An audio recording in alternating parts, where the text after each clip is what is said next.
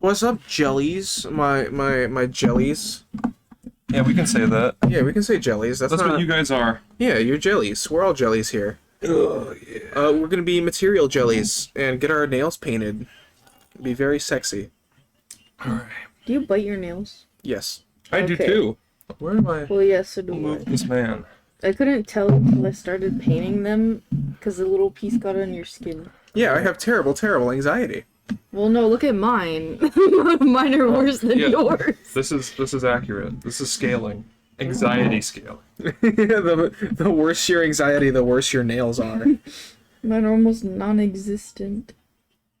Alright, what are we gonna talk about this time, guys? Probably material things and how material objects make us happy. Yeah, Dang that's it. me, alright. That's the American dream. Mm-hmm. Work so that you can buy things that will bring you temporary happiness. And then you can buy more things, so then you can maintain the chemical high. Perhaps the temporary happiness items you buy develop your personality and interests, and they attract somebody who can give you permanent as permanent as a lifetime gets. Oink, oink, oink. There's a tank on screen. I like your Miranda. Yeah. Miranda often likes to say boink and badoink. But doink. A boink? I don't know, I say lots of things because they make me happy. Yeah, you say silly little I onomatopoeias. often have to try to stop myself. I don't know. Somebody in the comments, without googling it, spell In the onomatopoeia. comments? New word, Oh. onomatopoeia. That's what Andre 3000 says in the When you Gorilla said song. comments, all I could think about was If anybody TikTok, stream. if anybody can spell onomatopoeia without googling it, you'll get a heart. within 24 hours of the video being uploaded, I will gift a sub to you on my Twitch channel. There you go. There's your incentive. Work, peons. Do But people yeah, watch the um, videos? huh? Do you have viewers? No, not right now. Okay. You gotta work It's for not it. live. No, I meant, does anyone watch your videos? It depends. Kevin, Um, have you still not uploaded any of the podcasts? Shut up. I'll do it immediately. Hang on. Hey Siri. Set a reminder for midnight. Or mid? What do you want to be reminded about? Start uploading podcasts. Then Okay. you'll dismiss it and be like, oh, I'll do that later. Exactly.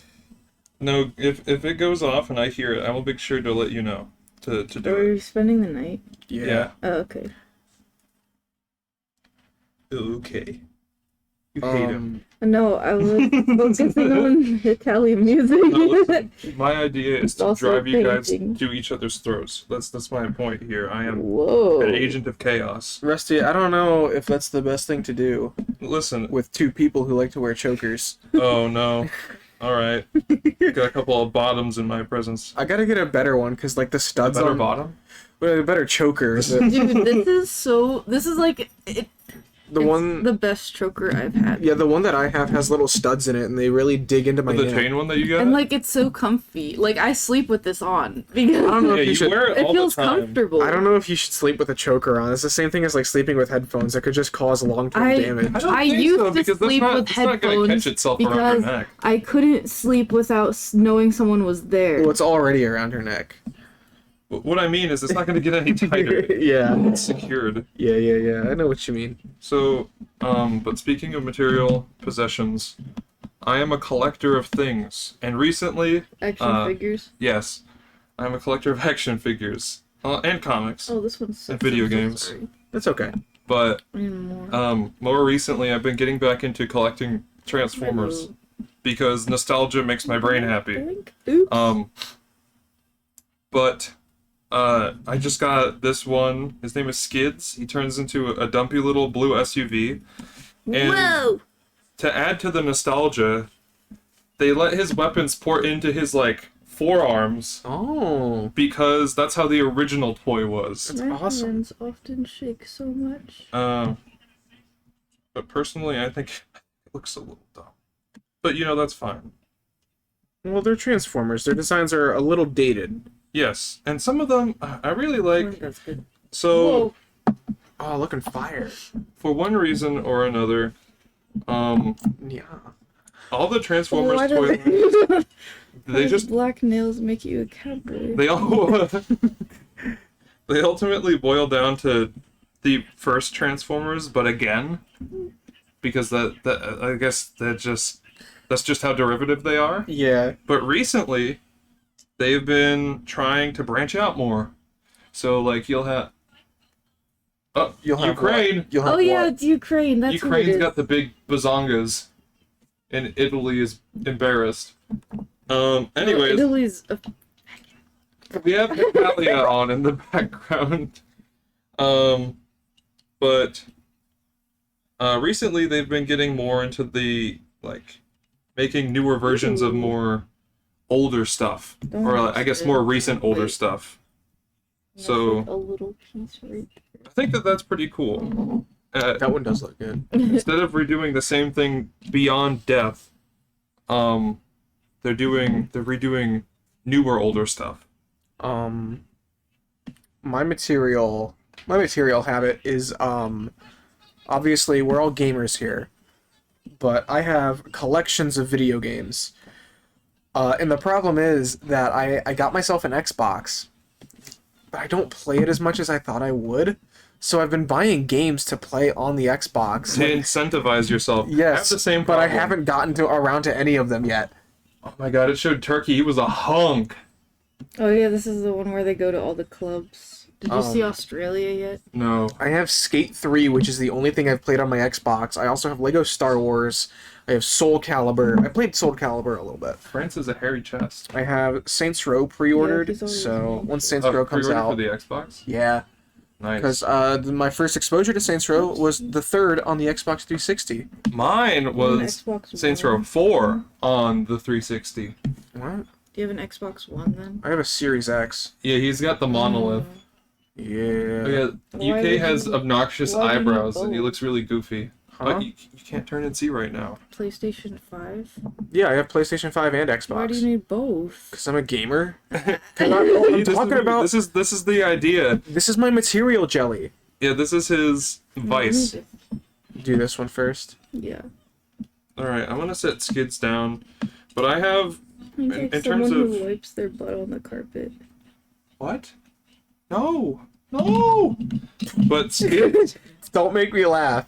So Yeah, there are that's stuff two about types of it. Transformers. Well, I guess three that really tickled my fancy. There are the ones that are characters I really like already, just because of who they are. There are characters I like because of their obnoxious designs. Like there was one I got yesterday. There was a who helicopter that was like pink and blue. Yeah, it's like pink and purple and blue, and it looks really dumb, and I love it.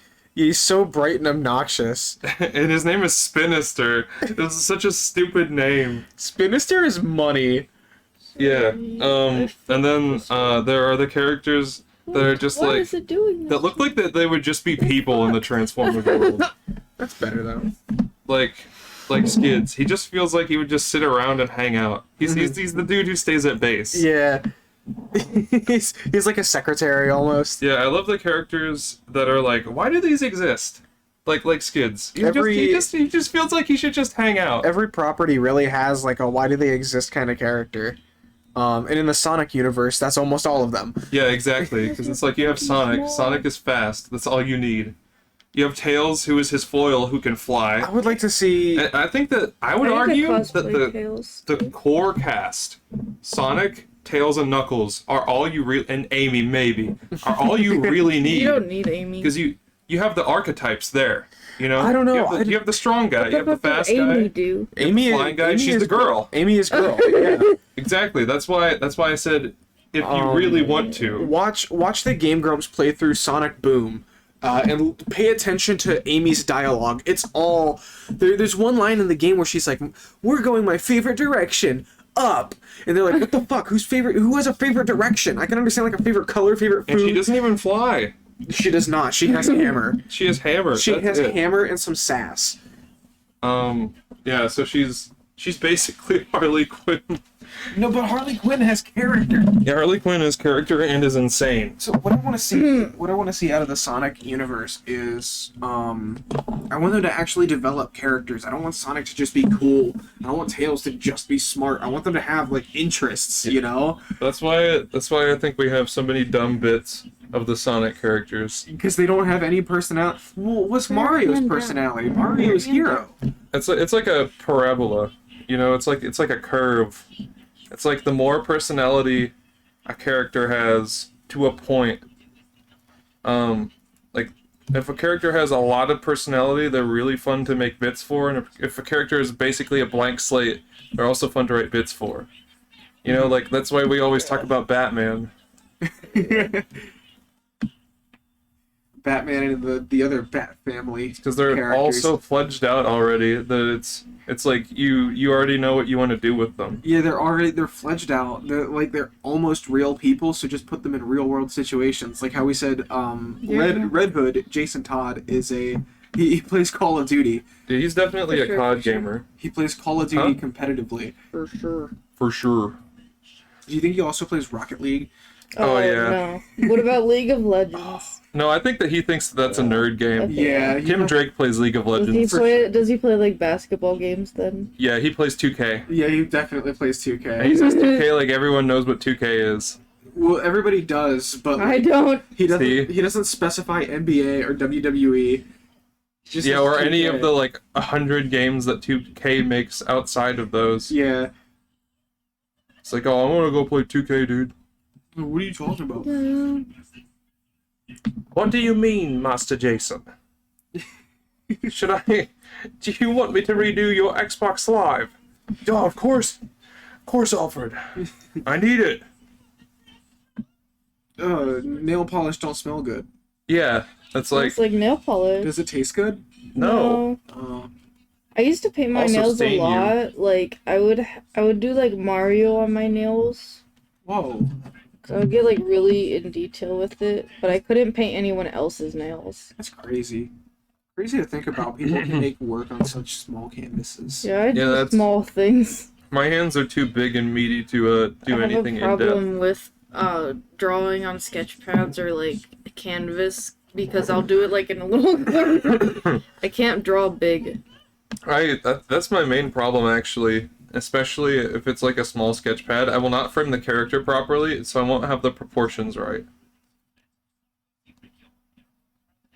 Spicy's investigating my freshly painted knit. Don't go down Yeah. there. There's a lot of hazardous Thank you. materials there, Spicy. I was gonna tell you to take her off anyways, but you did. But On I your own. collect dragon. Collect Yeah. dragon. I collect dragon. The dragons make your brain feel silly. Bad dragon. No, No. good dragons. Ceramic dragon. Little sculpted painted dragons. That's pretty Except cool. I don't have a good place to put them right now. Oh, you have that So shelf. I need to buy a house so I can put them somewhere. Yeah, get yourself a house. That's the ultimate material. A house. Yes, Your own especially for. That's like a global thing too, you know. This nail polish Most- looks a little bit clumpy for some reason. Most of the time, the end goal for a person is to have their own land and their own home. You know? It's like, I feel like that's like an ancient thing. Having your own personal space Oopsies. is not only like not like a room, but like Oopsies. a building. Yeah, you can be like, I could build anything I wanted I here. could be naked. I could be naked. Yeah. Well, I mean, depending on how many. It doesn't matter. If there are any other beings in the house, you kind of gotta like run it past them. No. What if it's your house though? If it's only your house, like if you're the one paying for it, I mean, you do whatever you want, regardless of the other inhabitants. Don't let anyone else tell you how to enjoy your space. This nail polish. You want me to grab the one from downstairs? No. That's a lot. Yeah, I can see it. Yeah, Just spread it out more. Oh I my know. god. That's why I dipped it off. Oh, dipstick. Fish stick. Dude. Dude, I used to only eat fish sticks. Really? Dude, I also cannot say fish sticks. I can't eat fish sticks. Do you know that I'm a gay That's fish? like all I used to eat, and then I think my mom told me that they were fish. I can't And then- eat them. Well, they're not fish. I know. They're like fish that has been pulped. Yeah, I wouldn't even say that. I would say it's all artificial. That's a lot. I'm sorry. That's fine. I'm a material girl. On the other hand, let me just try We're all material girls today.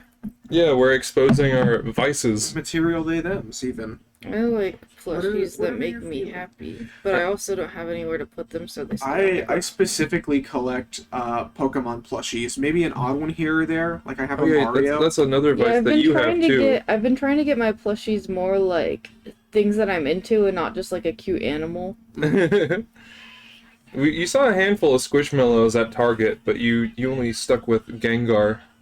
Yeah, because the Squishmallows were stupid. I don't want them to be like rainbow purple speckles. Oh yeah, you want them to be like, we saw an anglerfish one, but it was like purple with white. It was kind of cool. It was kind of cool. It was kind of That cool, sounds pretty sweet. but I'm saying it should have been anglerfish colors, Like regular anglerfish. It was Yeah, like it was a- kinda like a dark- galaxy purple. like a dark brown. You know what? You know what I really like about Squishmallows? They give each one a Little name. They give personality. each one a name and a little personality. Yeah, Miranda was just reading one for me this morning. it was a Target exclusive one. It's not like the Squishmallow shape, and his face is off, and it's really Yeah, funny he was looking. he was really tiny, and his name was Gray. At GameStop, we had one that was like a cassette player. Yeah. For some reason, that one was audibly impaired. Oh.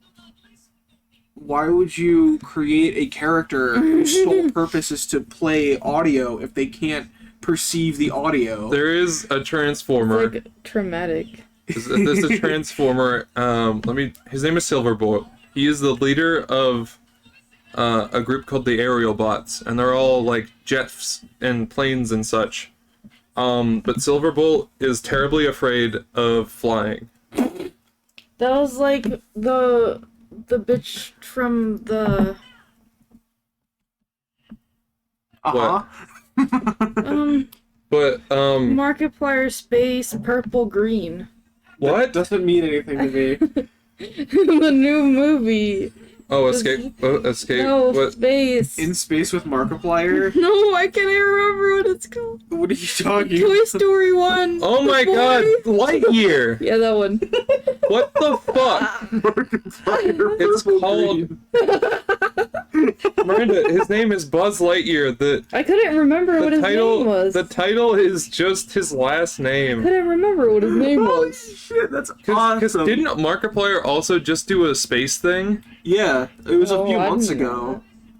It That's was what I thought you were Spoon? talking about. Okay, give me the other one. No, this one. when he was still putting out Power Wash Simulator content regularly. I'm sorry. I'm sorry this paint is gloppy. It's okay. Galapagos. But what were we talking about? What did we get? Geese. Why did we go down the rabbit hole of fucking Buzz Lightyear? I never fucked Buzz Oh, Lightyear. Silverbolt! I did not. Yeah. The headcanon is that Gimme. Optimus Prime was aware of Silverbolt's fear, and that's why he put him in that position to sort of make him, like, encourage him to get past it. Time to get good. Pretty much. She said Yeah. skill issue. But I really love how, There. like, It's okay. he missed a little bit in the corner. That's because you wouldn't turn it. Got him. Alright. But I love how Optimus Prime in the original cartoon is just like wholesome dad energy. And in the movies, he's just like, there's literally a line where he says, "Give me your face." Excuse At me. the end of the second movie, he degloves the face of the bad Oh guy. my god. His name is the Fallen, who is like an ancestor of Optimus Prime. He's the last one. Yeah, basically, that's actually true. He is the last of the original Primes. He was a bad guy, and Optimus Prime ripped his face off and punched a hole in his chest. Doesn't sound like a cute. good guy. No. And then in the third movie, Anti-hero at best. in the third movie, his I have nails to paint. mentor who betrayed him, he's like, he surrenders after Optimus beats him, and then Optimus blows his fucking head off. Rusty, look at him smooth. Yeah, he's Italy's got moves. Okay, He's good. also got a dumb little curl. And then also, Optimus also kills Megatron by decapitating him. my God. Yeah, movie Optimus is brutal and a piece of shit. Do you remember when they killed And then- Sonic? What? In Sonic 06, they kill I Sonic. thought you were referencing his death at the beginning of Super Smash Bros. Ultimate. What? No, in Sonic During the 06, Gallade Cataclysm. No, in Sonic 06, he dies. And then he gets revived by a kiss from the princess, right? Yeah. I never That's so fucking terrible. I never played that for myself, but I mean, That game is such a load of butt ass. hi, That's a Paco! Hello. What's up, Pac? Oh yeah, I get it. But yeah, Sonic 06, God. I have that really good image still of that just on my copy of your basement floor. yeah, your PS3 copy of Sonic 06 on your basement floor. I gotta get a 360 copy. No, I don't. I don't want to play that ever again. No one should. Except as a cautionary tale. They should make every Sega employee sit down once a year, Like a And- training video. yeah, and play Sonic 06 just for a little bit, just so it's like, here's what you don't do. They're like, here's the first level. Yeah, exactly. That's all you have to do. They're not gonna make you do any more. But a lot of employees quit on that day, or they call in sick. Like, oh no, I can't make it. They're like, okay, well, we're gonna reschedule it for next week. You gotta make it up eventually. Don't make me. So everyone just calls off every Wednesday until they forget it to reschedule their Sonic 06 play. Forget. Yeah. Are you skipping episodes? No. Oh, Oh, Philly. was that a girl or was that? Thankfully, That kind of looks like It looks like France. Yeah. thankfully, Like, Sonic Frontiers this year, I think, is gonna be their make or break title. Yeah, I think we talked about this previously, but It's gonna be a major success, or it's gonna be the nail in the coffin for Sega, which has been coming for a long that would time. be such a depressing end if Sega loses their last bit of dignity and Nintendo absorbs them. If they finally realize, like, okay, well, we don't have to put out a game every year. We can take our time making good games. And then this is what causes them to, like, they go over budget, and then they lose. That's going to be a bad end to the timeline. I don't know, man. Sega Gave them a hell of a run, and then it went. Sega is just like Capcom. Like, they were so beloved, and then they The difference is, Capcom's bringing it back. Capcom is coming back hard. Fucking, I would say too. the real bring back, the real comeback, or the start of it was DMC5. That was, I think, that was the start of their redemption. I would arc. say the start of it was Resident 7. Yeah. All right. That feels like a better move. Resident Evil 7, I feel like, since they returned to the horror aspect, And then we'll kick out just a third-person We'll shooter. kick out Marvel vs. Capcom Infinite because that was a bit of a fumble. Yeah. Granted, it is no part of Capcom. Did you know that any character in Marvel vs. Capcom Infinite that wasn't a brand new character just had their model ported from MVC3. Absolutely ridiculous. I mean, I think Chun-Li and Ryu had some... MVC3 is a great game, I've been wanting to get a copy and of it. that's why I think that's another reason why MVC Infinite is so fucking butt-ass terrible. Is not only because of Disney's raining down on them like fucking a Dark Lord, but also because MVC3 was such a great game. I have on my PlayStation. Whoa. MVC3 Ultimate. Hey. It's got Virgil and Ghost Rider and Iron Fist. It's fucking cool. Do you remember Ken's Virgil outfit in... Or no, Ken had the Dante outfit. Somebody else in 5 had the Virgil outfit, and it looked horrible just because of the proportions. Because all the Street Fighter 5 characters are very wide. Yes. Let's go on. Let's do the bit about we'll talk about Ryu's cannon size and why that doesn't make any fucking sense. Okay, hang on, let me find it. Because for Street Fighter 6, which I'm still extremely excited about, there was... It's really terrible footage, so I only watched like the first 30 seconds, but True Underdog, Undertale. True Undertale. True Undertale Dog went to... he went to EVO in Vegas earlier this year, and he played a little bit more of Street Fighter 6, so there's new footage. I don't know if there's actually any new content, like any new characters or anything, but let's see. Street Fighter Ryu. Let's go to his wiki page, and we'll get his most recent numbers. The further you go back, I guess it becomes a little bit more accessible or acceptable. The farther back you go. Alright, well here, we'll just go to the Street Fighter 6 website. So, he hates spiders. He likes martial arts, which makes sense. Wow, I didn't know that Ryu likes martial arts. I thought he was into reading. A nice book or a nice manga or something. He's 5'9", and we'll round up 3 pounds to 190. God. Alright, I feel like 190 is a much better number. What was their previous one? Like 160, 170? I Something think like so. that? I think in 5 it was like Something 170. fucking preposterous. Yes. Like, no way. The dude's a brick shithouse. I can believe the height, maybe. But Ryu is a fucking chunky boy. Oh no, yeah, he's almost all muscle. Like you can't. I don't know what it is about Capcom. I don't know what it is about Capcom or like other fucking Like a meme face on his hoodie. or But other it's other America. companies. They just wanna portray their character in the best way possible. Or did I tell you that in MVC Infinite, Disney would take down your stream if you had a certain Yeah. Marvel character fight a certain Capcom character?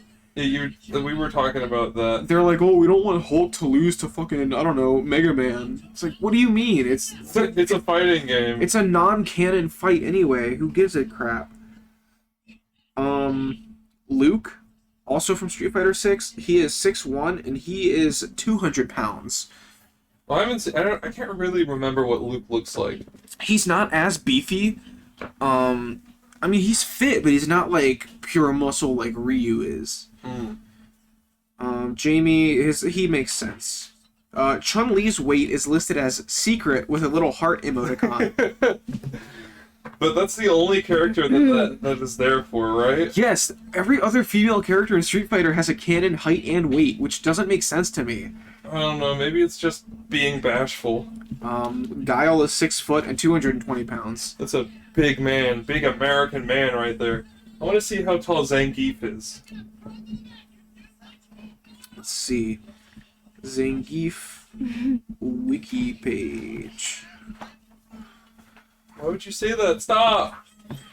Zangief is in Street Fighter. I don't remember what this is. In Street Fighter 2, it's listed here as You might be able explicitly. to hear it in the background. He's Turn it down. 6'11",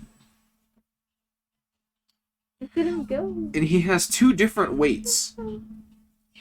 6. Just pick it up just a little bit on the mic. It's very quiet. It's there. meant to drown out any other sound, so it picks up the voices in the anime. Nothing else. Because America yelling. So Zangief is 7 foot tall and 400 pounds. Oh my god.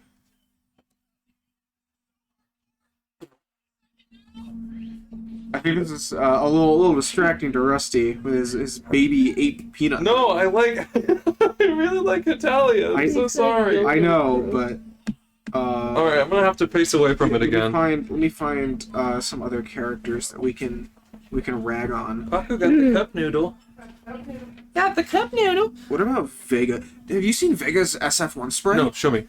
Vega's SF1 sprite is like unrecognizable. SF1 is weird and wacky though. Yes. I really like Vega's design as a whole. The idea of a very vain Spanish man with cool Wolverine claws. Yeah, Vega is super cool, super hot. I hope they bring him back for SF6, because there's like no way that they aren't. Yeah, he's a staple. Like you gotta. Bison, Vega, and what's his name? Balrog. Those are the dudes that you gotta have.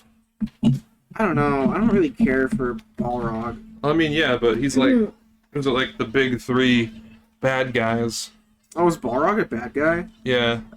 Dude, I don't know dick about the Street Fighter lore. No, it's because in Japan, all their names are switched around. Because Balrog was originally called Mike Bison.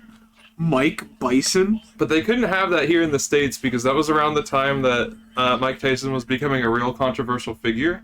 So they switched it. They switched their names around. So Bison is, Bison in Japan is called Vega. Huh? And then Vega is called Balrog. And it's like a whole thing. I can't find... I think this is it. I think You this is it. like Gengar? Mm-hmm. I mean, He looks a little weird. I but must have seen like a different color palette because I was like, that's not Vega. That's not Vega. That was pretty Vega right there. Yeah.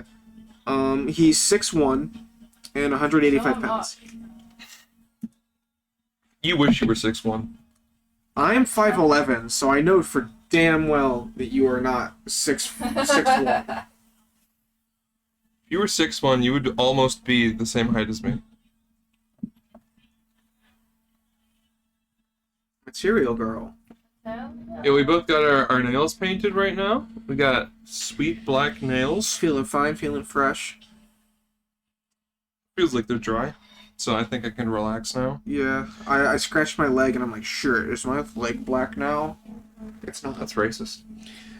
I'm gonna remove You your leg wanna- and beat you with it. Do you want to tell the story about your encounter at GameStop? Which one? The one where you were cleaning the controller?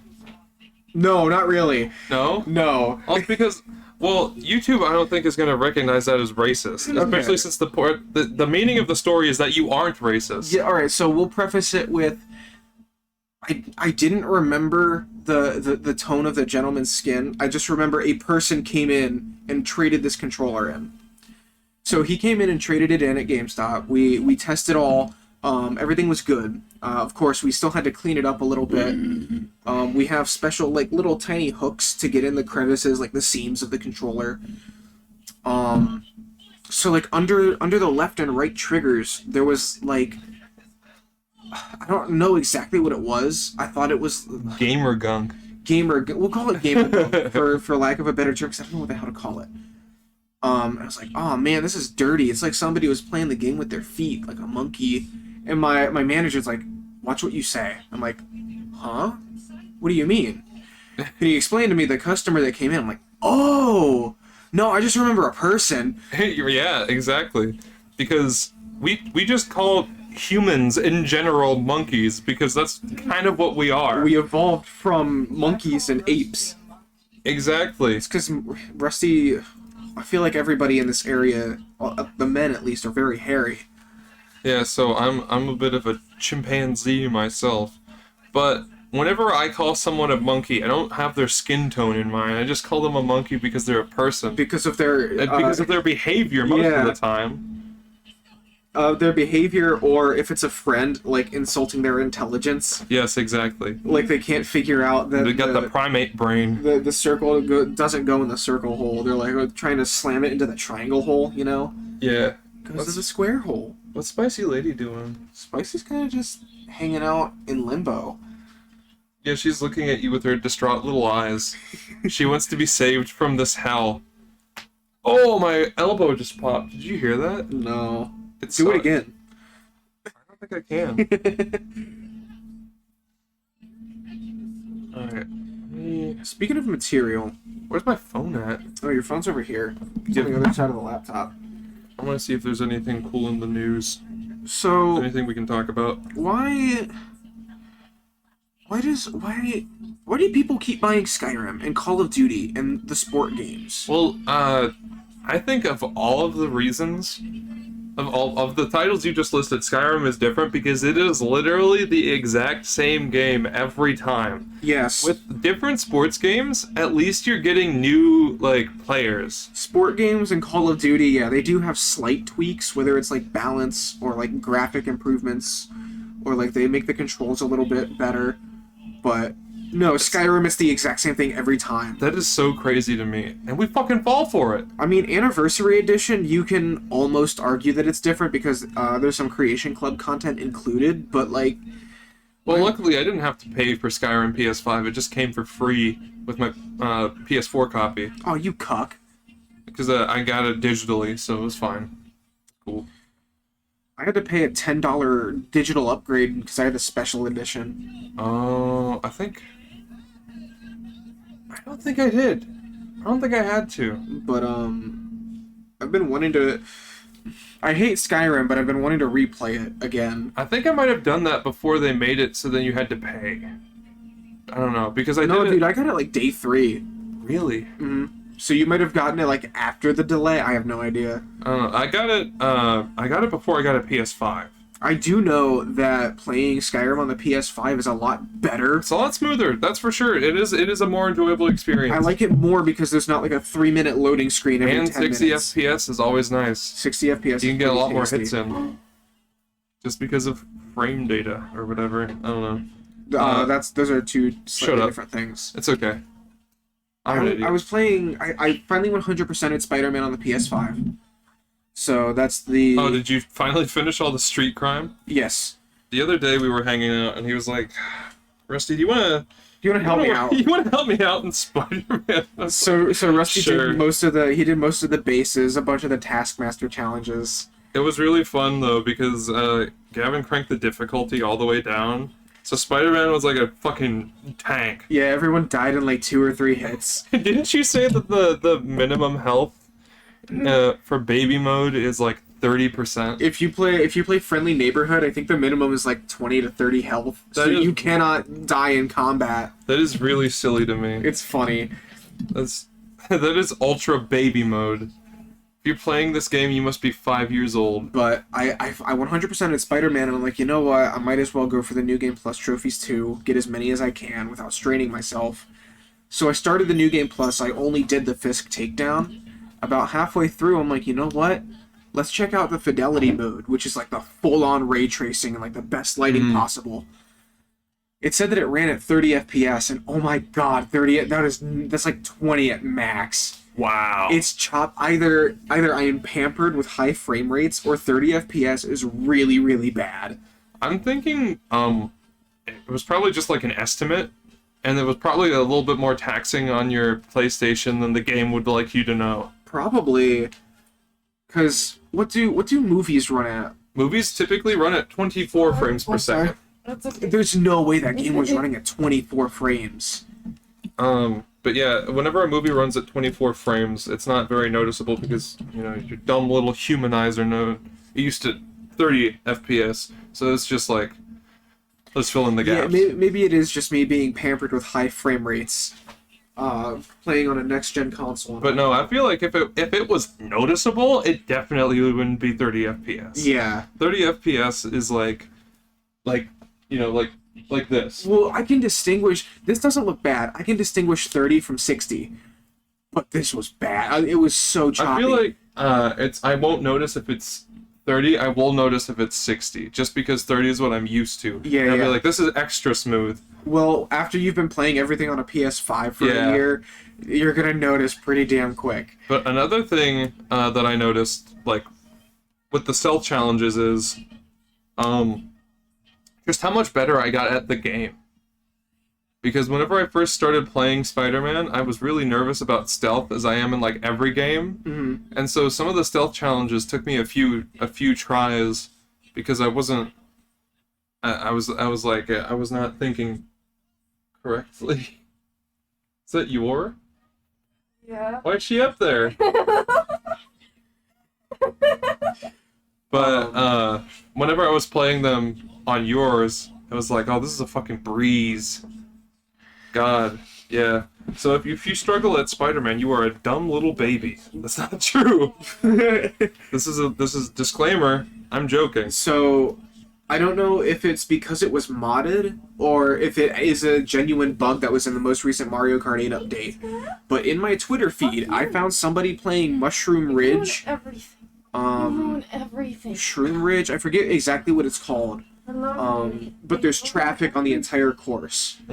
And playing on 200cc, the traffic goes like 10 times as fast. Oh my So it's god. like unreactable. It's so fucking funny. Oh my goodness. They're all moving at like 90 miles per hour. They're on, well, because it's a Switch. Of course, playing on as one player, it's 60 FPS. the cars were each car was probably on screen for a total of 5 frames. Jesus. Yeah, it was ridiculous. I'll see if I can find the clip for you and show you. Your energy's down there, miss. I know. I'll have to probably finish drinking it in the morning. Alright, are you going down? Probably. Alright. Well, I'm gonna put on how it's actually made. Okay, but look at this. Oh! Brenda got a hex bug with wings, because I guess they're making those now. We saw one with big beef arms. On. You can take them off. Oh, but we saw a hex bug with beefy arms, and we saw a hex bug with butterfly wings. This one has bat wings. Tekken 8? Tekken 8? Is that the most recent one, or was that just announced? Boink, boink, boink. 7 is the most recent. At Evo, there's a hard as hell screenshot of. I think this is Kazuya. I think it's Jin. I'm not well They versed in both look Tekken, the exact same. but look at this. It's just him, and it says "Get ready." Oh, yeah, So- that's pretty hard. So everyone thinks that it's gonna be that Tekken 8 has been teased. Teats? But, Tekken is one of those things that I haven't really been able to get into, because it's got the 2.5D, Yeah, where it's like a pivoting axis. That's really weird to me. it is a lot to get used to, and their combo system is very chunky as well. But I like the character designs. Like, Heihachi has such a fucking crazy design, it's awesome. He's got, I like how he's got, like, balding Vegeta hair. Yeah. That's really silly to me. He's just got the 2 plumes that go up to the sides. I thought for sure, whenever, like, if a Tekken character was going to be added to Smash Brothers, I thought it was going to be Heihachi. But it was Kazuya. Mm-hmm. But that's fine. I didn't notice this tweet earlier, but it says, Cavalier in Devil May Cry 5 is the greatest weapon in video game history, and I will not be taking further questions. Cavalier is the motorcycle, yes? Yes. It is pretty fucking awesome. Yeah, the motorcycle gives you... It does a shit ton of damage, and also has super armor all the time. It has super armor, does tons of damage, and it's almost every attack is multi-hitting. Yes, it stun locks enemies so fucking easily. Oh, it's so good. Great. You land one hit on an enemy, as long as they don't also have super armor, you're fucking them. Oh, yeah, for sure. I really like, the segmented staff. Cerberus weapons. Yes. I don't like how you can't switch between them at will, like they're all different moves, but I really like the idea of them, and my fucking god, the Dante figure that I got came with each one individually.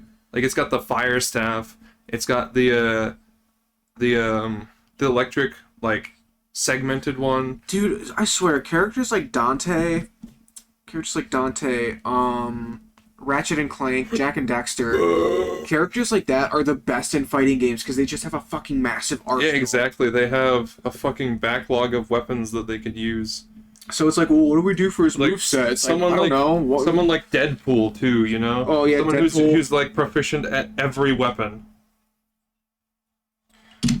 Yeah, characters with a wide variety of... An arsenal at their disposal. Well, if they have an arsenal, not only do you have a variety of stuff that you can do, you can either get creative with it, or more than likely, it's super boring, and it's just like sword, gun, grenade, and you're like, okay, well, this has been done 100 times. That's why I always think it's fun whenever people let Deadpool use his teleporter, because it's a new thing to do. Then he's not just Captain America with a healing factor and swords, you know? He's like, he has his own element to it. Can't find this thing of those super fast cars in Mario Kart. Shit. It wasn't real. Someone called the dude who posted it. Somebody retconned it. Yeah, someone called his bluff. It's just like, this isn't real, dude. He's like, shit, the jig is up.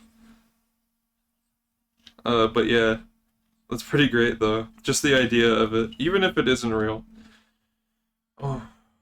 So, we were playing last night, and we had a pretty good time. Of course, they did finally add Waluigi Pinball at my behest. I don't know if it was specifically. I think it was. Whatever. I think Nintendo knew that if they didn't add that, they'd have to. They would have hell to pay. The Yeah. fans would be screaming and raving like madmen. People from all over the world at their HQ in Japan.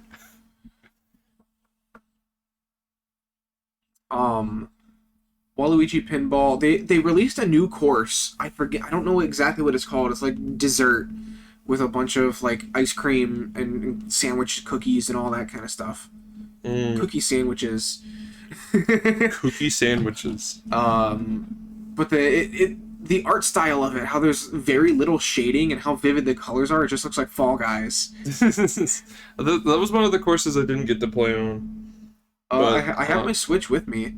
Yeah, I guess we could probably work that out. We could vibe for a little bit. Probably work that out. But Miranda wants help finding pants, so I'm gonna go do that real quick. isn't she wearing pants? Work pants. Her pants for tomorrow. Isn't she wearing I don't think that she could wear pajamas to work, as fun as that would be. Alright, you go, and I will explain to the people for the 5,000th time why I hate Skyrim. Okay. Just because that's the only thing I know how to stall for. So Skyrim, it's a good game. I don't think it's the best game ever, though. I think that Skyrim is fundamentally flawed. The leveling system is my biggest gripe with the game, because let's say that my favorite build in games is usually something like a stealth archer. So obviously I would be leveling light armor, sneak, archery, single-handed weapons to use the daggers, maybe potions, maybe a little bit of alchemy. I'd be doing lockpicking, pickpocketing. So there's a handful of skills that you would be using. My problem arises when the leveling system is based on how much you use different skills. Like, I love the idea. I always love the concept of, I think Cyberpunk did it very well. Cyberpunk 2077. Call it a bad game, you're wrong. So if you wanna have a certain skill with, let's say, handguns, you need to level up a certain stat to be able to purchase that. But like, you don't have to level that stat to increase your maximum level. You know what I mean? So Skyrim's whole leveling system is based around leveling up your skills. So eventually, once you have one-handed, light armor, sneak, archery, once you have all those at level 100, you have hit a wall. And until you do new things, until you change your build, you're not gonna level up. Yes, you can reset your skills. You can reset them down to 15. You'll get all your skill points back to invest them elsewhere. But unless you've been leveling other skills at the same time and like playing an all-round character, you're gonna have a hell of a time. Because if you're like level 40 and you're just now getting into heavy armor, two-handed, maybe shields, maybe even magic. Especially magic's gonna be especially a rough late game if you're just leveling it. So like you have to be leveling everything for a little while if you have any hope of reaching level 100. Even level 50 is a fucking chore. I remember it took me like a solid year of playing. Like I played Skyrim every day for a year. I'm like, okay, if I don't get this achievement, I'm at least gonna get close. And I remember the level 50 achievement took me the longest, besides collecting all the Daedric artifacts, just because I had to look up a guide for them. I'm like, I don't know which side missions are for these. I don't want to do all of them. But Skyrim's leveling system, I think, is not a very good one. If that were to change, if it was purely XP based on kills, discoveries of locations, like maybe leveling up one-handed gives you, like let's say you get one-handed to level 20, you get a little bit of main level XP for that. That'd be a good way to do things, I think. But if you reach a brick wall, is my point. So unless you're doing everything at once, you're gonna hit a brick wall, and it's going to be really hard to pick up if everything is unleveled and all the enemies are super hard at the same time. And then there's combat. Combat is my second major gripe with the game. It's so boring and plain and stupid. So let's say you have a shield one-hand build going, like a knight. Like you got a shield, like let's say a mace, and a suit of heavy armor. Like the classic knight. Well, I guess a classic knight would have a long sword, whatever, or a short sword, whatever. If you're doing that, you would hold your shield, you would hold left trigger, you would hold right click, whatever. You would hold left trigger and bring up your shield and wait for the enemy to attack. And then once they're staggered, you hit them with your weapon a couple of times, and you bring up your shield, hit them with your weapon a couple of times. The combat is so dry. You kind of you press the triggers until the enemy dies. It's not engaging in any way. The most dynamic combat in the game is against dragons, and even then, you're kind of just firing arrows until they land, and then you go up, you swing a few times, you keep firing arrows once they take off again. And magic is even worse. Magic is the worst combat because you just hold the triggers and you shoot it at the guys. So, and then...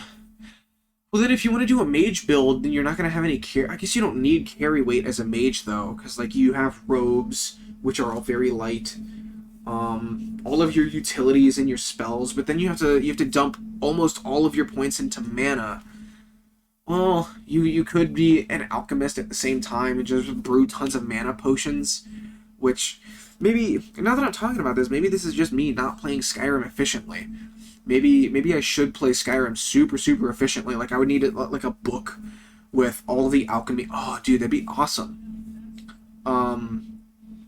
Get like a tiny leather-bound book and do all the Skyrim potions and like all the best spells and all that shit. Best places to get leather and all that to do armor and weapons. I don't know. Skyrim, if you want it to be, I guess Skyrim can be like a super in-depth game. I think it was designed to be that way. It's an RPG. But ever since I think I've actually thought about this before, coming at Skyrim with a more like, okay, well, let's go in really, really prepared, because typically I'll play games like very casually, very like straightforward, like, okay, I'll play through this area and I'll get these items. I'll get like health potions, I'll get better weapons, better armor. At the least, I'll get more money so that I can buy materials to craft better armor. But I'm not going to go, like, out of my way to be, like, gathering ingredients and be like, okay, well, I need this. I didn't ask you, Lucy. I also need this item to create this potion that's going to heal me however much, because I already have those. But if you got a magic build and you constantly need mana potions, it would only make sense, right? It only makes sense that you're constantly making... mana potions to keep up with your output of mana. You could cheat. You could get like a mod that gives you infinite magicka. I know at one point I had a mod for Skyrim that was like Big booby. Well, I haven't seen any of those on PlayStation, but I had a mod for magic that was like super in depth. I don't remember all of the details. I remember, like, if you have full magic, your destruction spells will be 50% stronger. And if you're low on magic, they'll be, like, 10% weaker or something like that. Oh, that sounds pretty interesting. So it was, like, a super in-depth mechanic to overhaul magicka, but it was still... Magic still wasn't a very good system. And I'll recap for you really quickly. I was talking to myself about how I need to come into Skyrim with a more analytical, like more meta-based view, I guess, and be constantly like if I were to do a stealth archer, like constantly be brewing like stamina potions, magic if I wanted to do like invisibility, and like poisons for my arrows, potions of invisibility. Potions. Do some smithing, I guess. I don't know why you would want to do smithing. Why does smithing exist? Smithing is like the grindiest skill in Skyrim. Yeah, you literally... There's almost nothing you can do to improve it other than make shit. Just a bunch of little shit. Yeah, the only because like if you play it very casually, like smithing is never gonna evolve. Like you're never gonna be able to do anything useful with it. The only way to get dragon scale armor is to get smithing to like what is it, level 100? Yes. You have to get it all the way up, because I And was playing the other how are day you and I gonna was do like, that in a casual playthrough? Like you have you to literally have to go out of your way. you have to go out of to your do way that. to get thousands of leather Meanwhile, strips and iron ingots. All you have to do to improve your fucking armor is just get hit. Yeah, wear it. Your into damage. heavy armor skill or your light armor skill, just get hit. So Skyrim is just a very unbalanced game, and I do not like the way many things are structured. Some skills are a lot easier to gain than others, and some, like, you literally just have to get hit to improve them, or talk to someone, and you can sizably improve them. Smithing, alchemy, and chanting are the 3 skills off the top of my head that are the most cumbersome skills to improve. Brenda wanted me to take a picture of our nails together so she can post it on her story. Alright. Alright, hold on. Oh, yeah. Yeah. Material girl. There we go. But, Rusty, what's your video game controversy opinion? Hot take? Yeah, what's a hot take that you have in terms of video games? Let me think. What are some, like, popular franchises? Devil May Cry, Smash Brothers, I was trying to think about something with Devil May Cry, but then I realized how just in love with that franchise I am. So, I went to... There was a GameStop nearby. There was a GameStop, we'll say a half hour away, that was short-staffed. So my manager was like, okay, well, this employee has given consent. I'll send him over there for a couple of days so you guys can have some assistance. So I went over there, and I worked with somebody named DJ. The first day, he was like, hey, I'm DJ. Here's all the things that you need to know. Here are the keys that you need to lock up. The next day, I actually worked with him for about 4 hours. And I had heard the strangest opinion ever. He enjoyed playing V in Devil May Cry 5. We had a friend who's no longer part of the friend group. Her name was Jess. Yes. She also enjoyed playing V from Devil May Cry 5. Well, those So people are wrong. I say that this is a sign. I guess only the mentally unstable must enjoy playing V, because if you're playing a game, If you're playing a game based on doing like super epic combos to make you feel like a god, and you're the one standing there watching your companions do the epic combos, if you enjoy that, well, I think that's a red flag. I think that's a red siren. because she said, "Oh damn, maybe not though. I did an awful job. They're nails. Poor lighting and bad paint." Well, but yeah, somebody. What was the idea behind V? I don't know. Just like a summoning character, I guess. It's stupid. I mean, if you had From a one, narrative standpoint, it makes sense why he's there, but from a gameplay standpoint, not really. if you had one companion that you summoned for certain, like if it was only your ranged attack that you Like, called if in the V raid- was cool on his own, and he still had his companions in a lesser capacity, I think that would be cool. because the game's been out for a few years, so spoiler alert. V isn't even the cool side of Virgil. No, V is the pussy bitch side. You fight the cool side of Virgil. Yeah. 3 times. Yeah. And then once for real. Because you fight him... No, you watch... Yes, you fight him 3 times. You fight the cool side once, it's a scripted loss. You fight the cool side a second time. I think that one's... No. You fight him as Nero and as Dante. Yeah, no, you they're- fight him twice as Nero, once as Dante, They're both- and then once at the top of the Qliphoth. No, you fight him both. You fight him as Dante twice.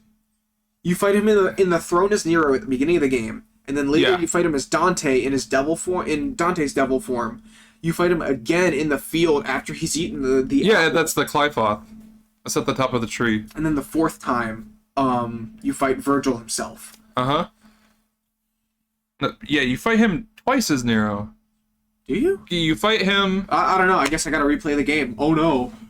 Yeah, because you fight him as Nero whenever Dante loses and then you lose and you fight him as Nero. Oh, and his then, arm. Yes. And then And then Dante comes in. and then fight him Dante against comes as the devil form, and then he fights. Yeah, you fight him. His name is Urizen, for whatever reason. urine. Yeah, his name is Urinal Cake. They need to give him a name that's not Virgil. So. Urizen. Yeah, it's what we call a red herring. Oh, that's poop from a butt. Oh, it is. Oh, this is the hot dog one. Yep. Yeah, that's poop from a butt. And as always, I put. Well, actually, it was recording whenever I switched it.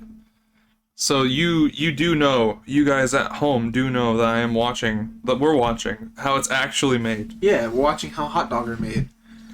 I personally just view it as like it is mundane visuals with we're taking away the part that makes it entertaining, which is the audio. I don't understand this. I don't understand like the phrase you don't want to know how the sausage is made.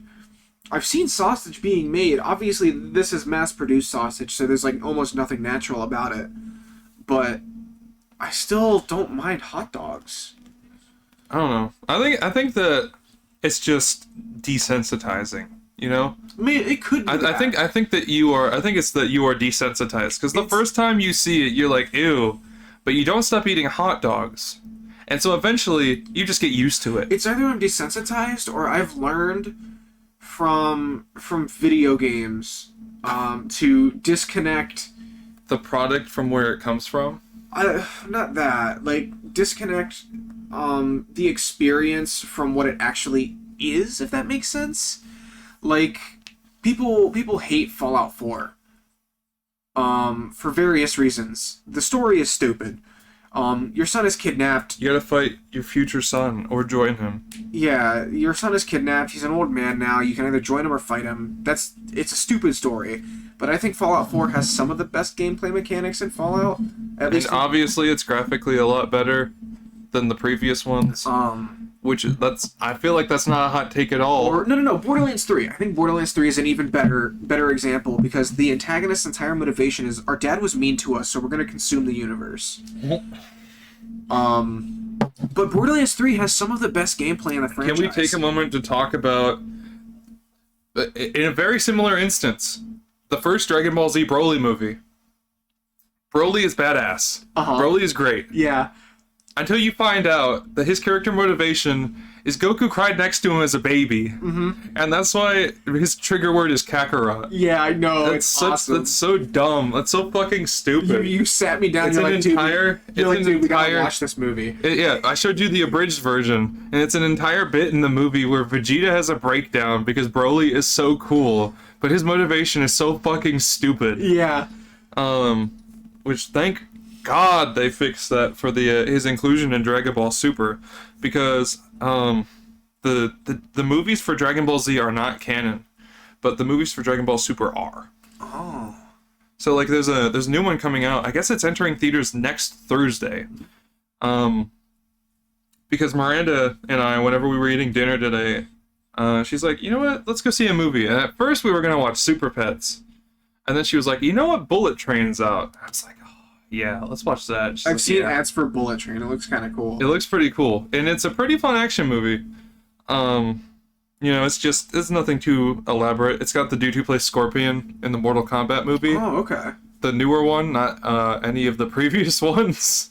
I'm still waiting on the sequel for that. It's probably What's gonna it be called? What? Is it just Mortal Kombat? The newest one? Yeah. Yeah, it's just Mortal Kombat. Oh, okay.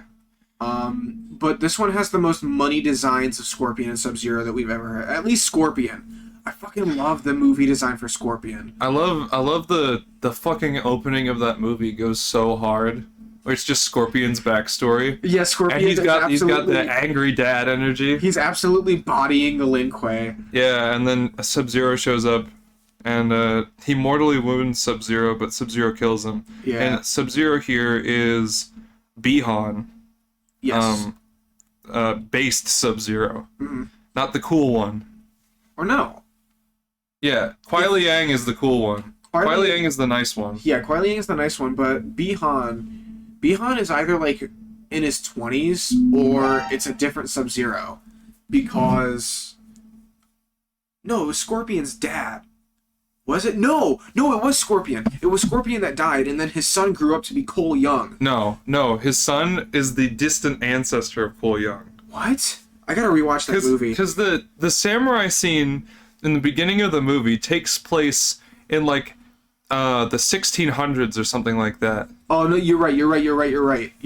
So it's like, but Raiden raises the boy child of Scorpion. The plot is a little stupid, I'll give you that, but the action is pretty cool. I hope they kill off Cole Young. Yeah, Cole Young is pretty lame. He beat Goro, totally undeserved. And then he beats Sub-Zero at the end of the movie with assistance from Scorpion, which is pretty great. That was a pretty good fight scene. Because they were leading up to it the whole movie. So if we didn't, and he does kill Bihan. So if we didn't get, yes, he does. If we didn't get those costumes in Mortal Kombat 11, we're gonna get them in 12. I can't wait for Scorpion, Samurai Scorpion. That's fucking money. But yeah, I really like the actor who plays Scorpion. I just think he's badass. I'm gonna have to order that movie. Once the second part of my tax return finally fucking arrives. Oh yeah, because you got cheated. Yeah, I got super cheated. The first wave was like 350. They basically had an intern do my taxes. And you had 2 jobs for most of a good chunk. From like October to the end of the winter. Yeah, so like half the year almost. Yeah, so I got 350 from the first wave. And then we were like, well, that seems really low. So we called whoever did our taxes, and they're like, yeah, we screwed up big time. We still owe you 1,300. Damn. Yeah, that's a lot. I think that's more than mine. So let me see. I want to see. Well, there's some stickers that I wanted to order for my laptop. I was gonna do that when I got my mouse, but there was like an extra $10 for shipping. So let me see, Mortal Kombat movie. You got the 3-pack of the old ones. I do. Oh, I should have asked you to bring those. Oh, no, we could just watch fucking Scooby-Doo. Yeah, we'll watch Laugh Scooby-Doo. at that. The Blu-ray for, I think this is the new one. It's 1999. No, this is the old one. Yeah, I'll tell you, the new one did not come out in 1999. No, the price is 1999. Oh. Mortal Kombat Legends. I still haven't seen the second Mortal Kombat Legends. Oh, did you hear that they canceled? There was supposed to be a Batgirl movie coming out, but they fucking shit-canned it. Yeah, I saw a meme. They're still going full steam with that Flash movie, even though Ezra Miller is a dickhead and an asshole, he's running from the law. I saw a meme that the Batgirl movie was canceled because she was trying to pull the Batmobile out of the Batcave and she wrecked it. The only thing that brought that to mind is I opened my Google News feed and it says Black Adam received the same test screening score as Batgirl. Yeah, so they basically canceled the project for no reason. Huh. And Brendan Fraser, I think, was going to play the Batman villain Firefly, who is a pyromaniac with like an armored suit. Can I get the Blu-ray, please? What kind of peasant just buys the regular DVD? I guess nowadays most things have Blu-ray players included. You know, like you either get a Blu-ray player on its own, or you can get the Xbox can play Blu-rays. Well, my thing is, like having it uniform, because I have a bunch of DVDs and I have a bunch of Blu-rays. So I mean, I guess I could do what I do with like my PlayStation and Xbox. I'll have it like regular DVDs alphabetized and then Blu-rays alphabetized. You know what I mean? Yeah. I just scrolled past a post from the New York Post. Dad invents flamethrower for kids to play with at home. In quotes, best toy ever. Look at this fucking picture. Best toy. Oh my god, that's chaos. It's a little girl running from her big brother who has a fucking Nerf flamethrower. It almost looks like they used a leaf blower as a base. That looks fucking great. So, Rusty, I don't know if this is a good thing or a bad thing. Midnight Suns has a Daredevil reference. I think that's his Fortnite skin. Daredevil's Fortnite skin. I don't know if this is a good thing or a bad thing. By default, regularly the movie is $10. Right now it's 55% off. Ooh, It's $4.50. $4.50 $4.50 for disc for the Blu-ray. Yeah. on what, Amazon? Yeah. Nice. It's rated I have- R. Yes. I don't know if we can watch this. I was so happy that Bullet Train was rated R, because like going in, I was like, I hope this isn't just like, I hope that, because obviously in the adverts it's pretty violent, and I'm like, I really hate whenever violence pulls punches, but like in the first 5 minutes there's like a flashback to them, like there's, because two of the protagonists are like hitmen. And it just cuts to them fucking killing the shit out of people, getting blood everywhere. It's awesome. And it's like, oh, okay. I think when you said that, you said, "Oh, I'm so glad that it was rated R." My first thought was like, "Oh, he's gonna complain about there being children here." And my first thought was like, at GameStop, legally, for the security of our job, we have to make sure that everybody buying games, if it's an M-rated game, they have to be at least 17 and provide substantial ID. If it's a parent buying the game for their child, we have to say this game is rated M for mature, for like blood, suggestive themes, and partial nudity, stuff like that. I would like to see movie theaters do the same. Like, you're taking your kid to see, I don't know, Deadpool. There's going to be a lot of language, blood, possibly nudity. In Deadpool 2, you get to see his little swinging baby dick. Wade Wilson's Flip baby that. dick. Anyways, I would like to see, and on like streaming services, before, like you said, on Disney and Disney Plus, they put Deadpool 1 and 2. And there was a bunch of memes like, oh, they're going to be complaining about how their kids are watching violent content again. Like, man, enter your password, have like a screen come up like, this is mature content meant for adults. You know? Because well, most of the time, you know, at the very least, you can go into the profile and put parental restrictions. And it's not like it's fucking YouTube, where kids' content can be literally anything. You know, because do you remember YouTube Kids though? The platform that they made for kids? it still tells me every once in a while, whenever I watch a quote unquote kids video, to try it on YouTube Kids. It's fucking obnoxious. So we went. This is a tangent from something. What were we talking about before that? Skyrim? No. After that, we were talking about Mortal Kombat, and then after that, rated R. Rated R, yes. Oh yes. Bullet Train being rated R. That made me think of whenever right before whenever they announced the Batman, the newest one with Robert Pattinson, people really wanted it to be rated R, but it's like it doesn't have to be. You know, the Batman isn't goring people. You know, so he doesn't say fuck, so it doesn't need to be rated R. I mean, Batman punches people. There can be blood. You can rate that PG-13. Exactly. He can say hell and damn and still be PG-13. But Batman's not over here ripping people's heads off, shit like that. Yeah. So it's fine.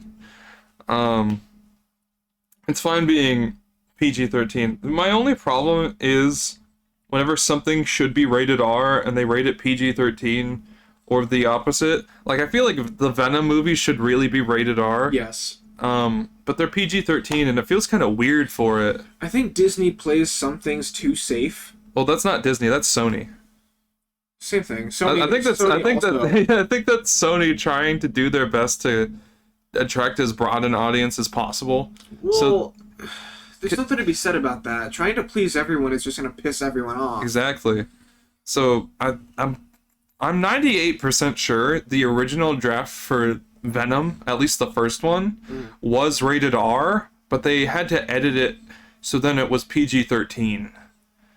Probably for marketing reasons. But, because the first one was successful, that begs the reason. Why wasn't 2 rated R? Venom 2 was not rated R. and Carnage is in there, and he shoves a tentacle down someone's throat. Why isn't that rated R? Was that a sexual theme? No, but it is really, really weird and gross. But does gross and disturbing mean it have to be rated R?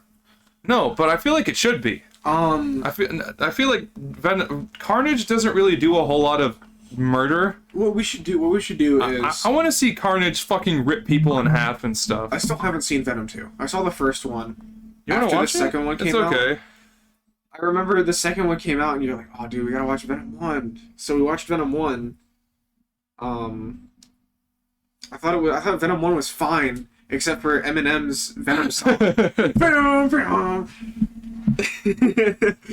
But I think part of it might just be Sony trying to appease Disney, like, hey, we want to use your character, so we're going to play it safe. We're going to give you something that everybody can watch. That's not even theirs. They own the complete licensing rights. If they really wanted to, they could cockblock Disney from being able to use Spider-Man in their movies. Because, But what I'm thinking they want to do is they see the money and they want the Marvel movies to include characters like Venom. Yeah. So that's why they censor them. Or I guess make them not as graphic as they would be otherwise. Yeah.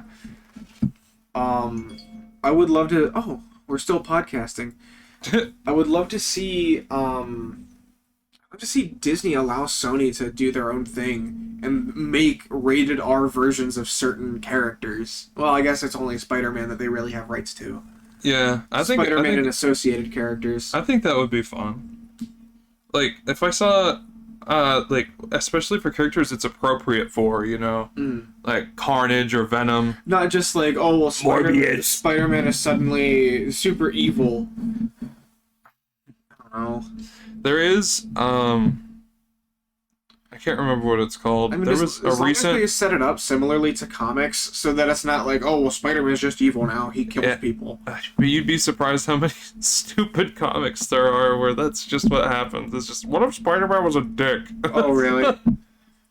Yeah. Wasn't there a Spider-Man comic where he like inherited Tony Stark's wealth, and his one relatable trait made him unlikable? No, he did not inherit Tony Stark's wealth. He made his own. It comes after Superior Spider-Man. So in Superior Spider-Man, that's the story where Doc Ock takes over. Oh, okay. In Superior Spider-Man, Doc Ock sets up a tech company, and then Peter Parker takes back over his body.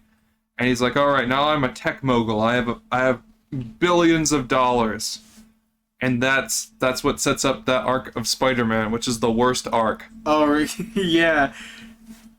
Because a lot of his charm is that he's always broke and struggling to pay rent. Yeah, because that's something that's universally relatable. Peter Parker, if not anything else, should be a reminder that life isn't always fair, you know? And you just gotta roll with the punches. But, and then we wrap back around to Material Girl. The ultimate material is having your own space. Having your own space to belong and customize as you see fit. Within reason, as long as you're not hanging bodies. I mean, the fuck's gonna stop you? Hold on. What are you looking for? Oh. What are you looking for? I'm reading the Game Rant article that I saw where they reference Daredevil. Oh. Huh. Marvel's Midnight Suns gameplay recently showcased Captain Marvel.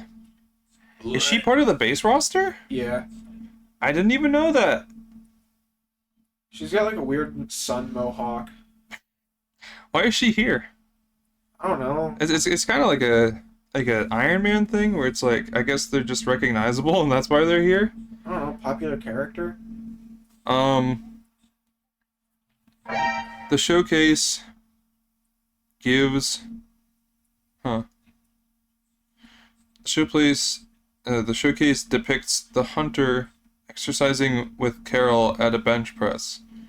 Interestingly, each barbell plate reads Fogwell, a name fans will know if they are well acquainted with Daredevil. Indeed, the name Fogwell comes from Fogwell's Gym, a boxing gym in Marvel fandom located in Manhattan's Lower West Side.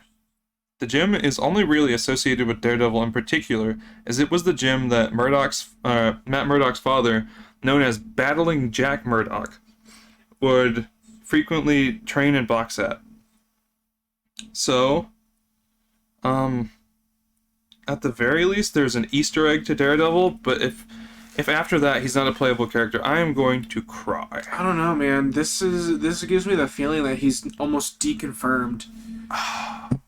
I hate to say it because I would love to see Daredevil in a video game. It's like the fucking It's like the spirits in Smash Bros. At least for a the while. Mii costumes. That's the ultimate. Mii costume. Oh, the Mii costume. It's a fate worse than not getting into the main roster Yeah, God. or It's like, DLC roster. we have rights to you, but we're not gonna, actually use you. It does bring me a little bit of comfort to know that Dante and Dovahkiin were never meant to be in the game. Like, they never decided, okay, maybe these are candidates. As soon as the first pack was done for Smash Bros, they said, we're doing pack 2. We already have everybody confirmed. We already know who we're doing. Which ended up being Min Min, which was terrible. Minecraft Steve, Kazuya, Sora. We already voiced our opinions on the DLC characters. Yeah. Rusty doesn't like Sora. Globally, not just in Smash Bros. He's just Sora. In general. Yeah. Did you know I guess there's been rumors it might just be True Underdog being an asshole. True Underdog, he's like my favorite fighting game content creator.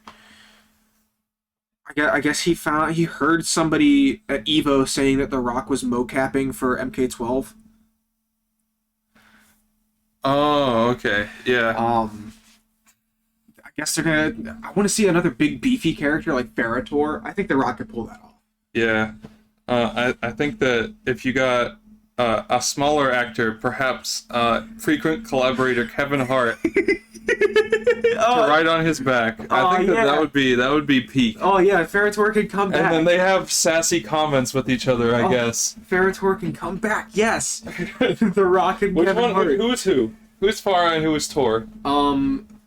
Farah is the small child, and Tor is the big guy. I want Tor to look. I want there to be a fatality where Tor looks at the camera and does the Rock's eyebrow. Like the vine boom and everything. Does the people's eyebrow? Yeah, I think that would be money. That'd be awesome. At least a victory pose. Come on, now. They're both. No, I think it would be even funnier if they were just mocapped by The Rock and Kevin Hart. And they didn't actually have any voices or anything. Oh, yeah.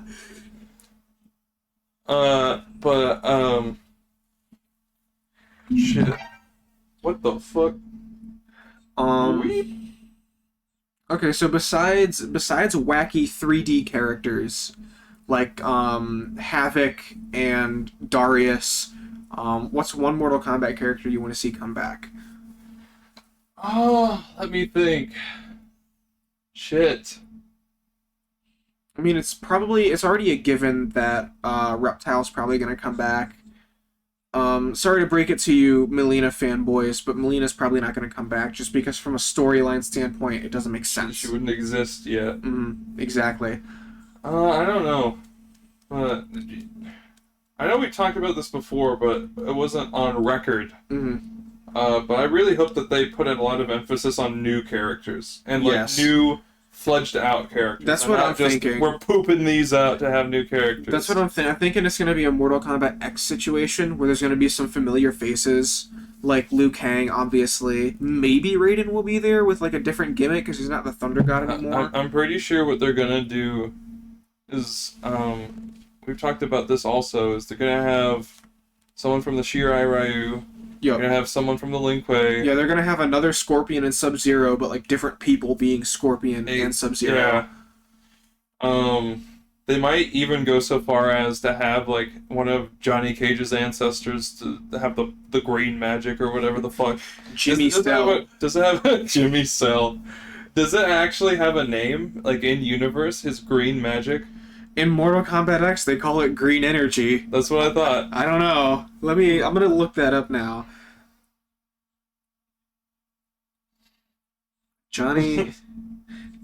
Johnny Cage's not cafe. Johnny Cage's green But energy.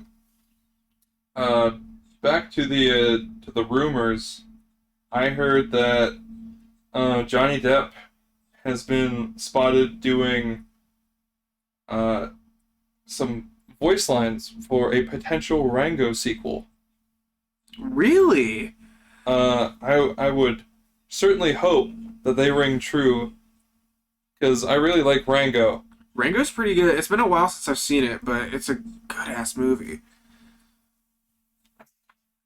But yeah, Rango is I think honestly underrated. I think it's I wouldn't go so far as to say it's a masterpiece, but I think it's really good. I think it's like an 8 out of 10. Yeah, it does a really good job of being. It's a deconstruction of a western, but it's not too full of itself that like a child could understand Rango. Yes. So it's not too full of itself that it's hard to like wrap your head around I it. remember that I had to watch it a few times before I really knew what was going on as a kid, but I eventually did get it. Because I remember a lot of times as a kid, I would watch things and I'm like, oh, that's cool.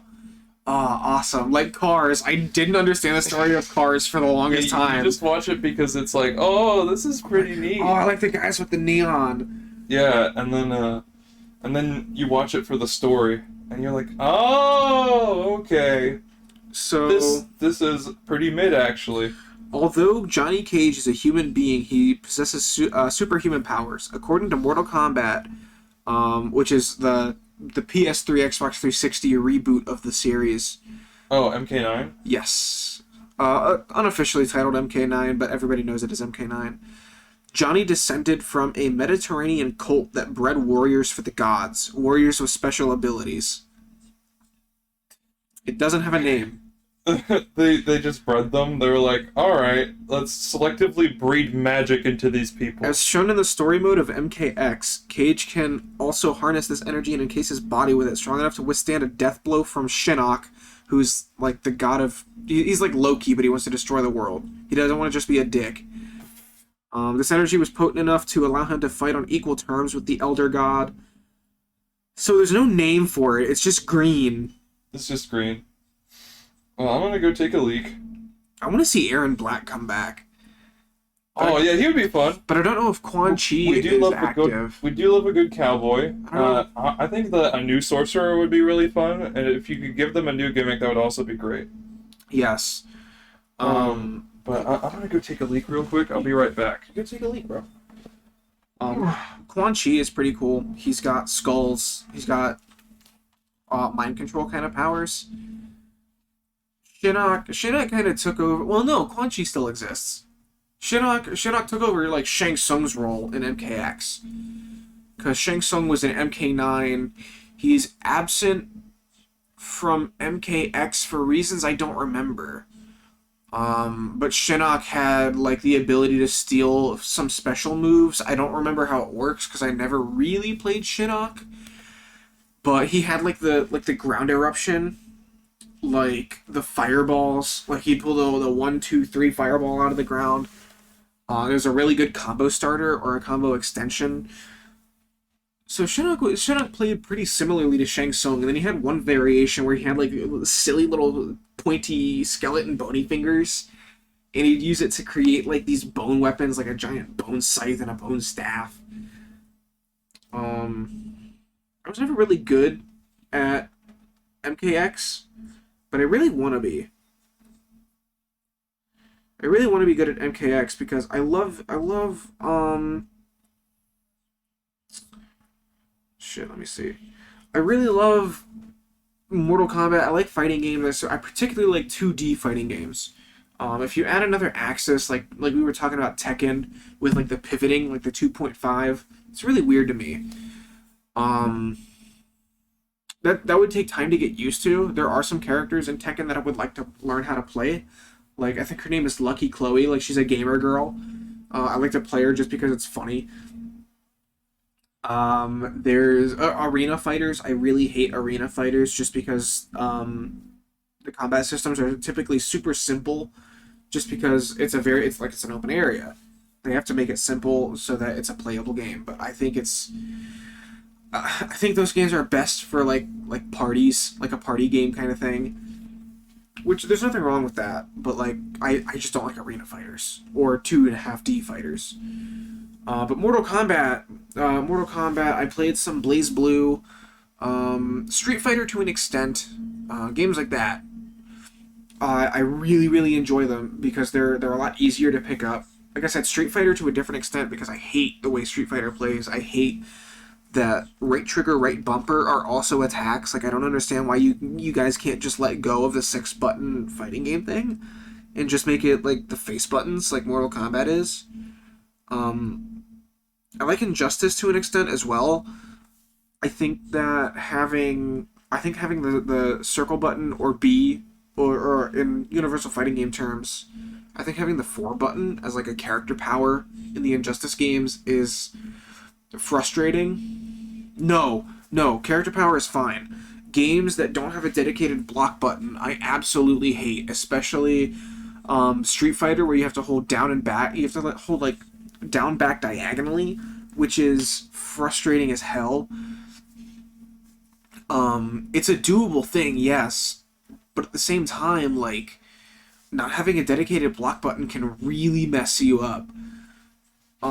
Injustice, you just crouch and then like you can't get hit by. Well, you can get hit by lows and mids, but like you'll block them, you know.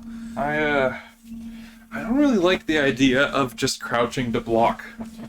I always prefer a designated block button. Yes, that's what I was just talking about. But Injustice is better than Street Fighter because Street Fighter you have to hold down and back diagonally. Yeah, that's such a pain. It's super gross.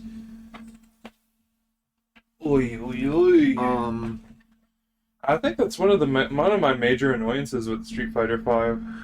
The thing that I hate the most about Street Fighter is that they just will not let go of the 6-button fighting system. How you have the 4 face buttons and then also right bumper, right trigger. Yeah, exactly. Just make it just make it the 4 face buttons. Yeah. Please. I mean, if you have like an arcade stick with the buttons, I know Maximilian Dude does. He has like the stick and the buttons, which is what he uses most of the time. Like, that's fine, but not everybody has that. Yeah. I think it's cool for move variation, but it also makes things unnecessarily complicated. Yes. But of course, Street Fighter though still has worked in a button for meter, which is, I think, interesting. Doesn't Street Fighter 5 not have a button for meter? Isn't it like you just press 2 of the same, like press 2 punches at the same time to get a meter burn? I don't think so. I'm pretty sure that there's a button that you use to boost. I remember when I was trying to pick up SF5, I took Ryu into training mode, and I was like, well, how do I meter burn my Shoryuken? And I pressed square and R2 at the same time. I'm like, oh, that's how you do it. The input for Shoryuken is whack. You have to make like a Z. Yeah, I just press forward, down, forward on the D-pad, and that works. Oh, okay. Shit, what other weird fighting game shit is there? I just had it in my brain. Oh, Minot. I was going to talk about Minot. She's so cute. I love her. She's my favorite design in all of SF5. I want her to return. I love her animations. She's the cutest little thing in SF5. Yeah, Minot is very cute. I don't know anything about her story, though. Oh, I have a huge crush on Minot. I was gonna make a comparison to Anka, but I feel like it'd be best not to. No, I feel like that's the exact context in which you were thinking about Minot. I don't think so. The camel by camel context. No, sir. With a simple search of Minot, it's the 4th image. Let me see. She just has bandages over her booba and Bagooter. I feel like that image endows her too well. Yes, definitely. Because she's pretty petite. Oh god, I love her. She's got some of the best design. She even does like the Nya thing. You know? Really like Sakura. Sakura's cute, I guess. In Street Fighter V, I'm not a huge fan of her costume, but in the previous games, it's really nice. Isn't Sakura just like all watered down Ryu? She's a Ryu fangirl. Yeah. I mean, she's fine from like a gameplay standpoint, but I really like her aesthetic. So one character that I actually picked up to play in Street Fighter V was Lucia. I picked up. The cop girl. She's kind of fun. I picked up Cammy. I like Cammy a lot. Cammy was really fun to play. Oh, of course, Cammy was fun to play. And not just because she has a great ass, because she was one of the few characters I could get down like really well.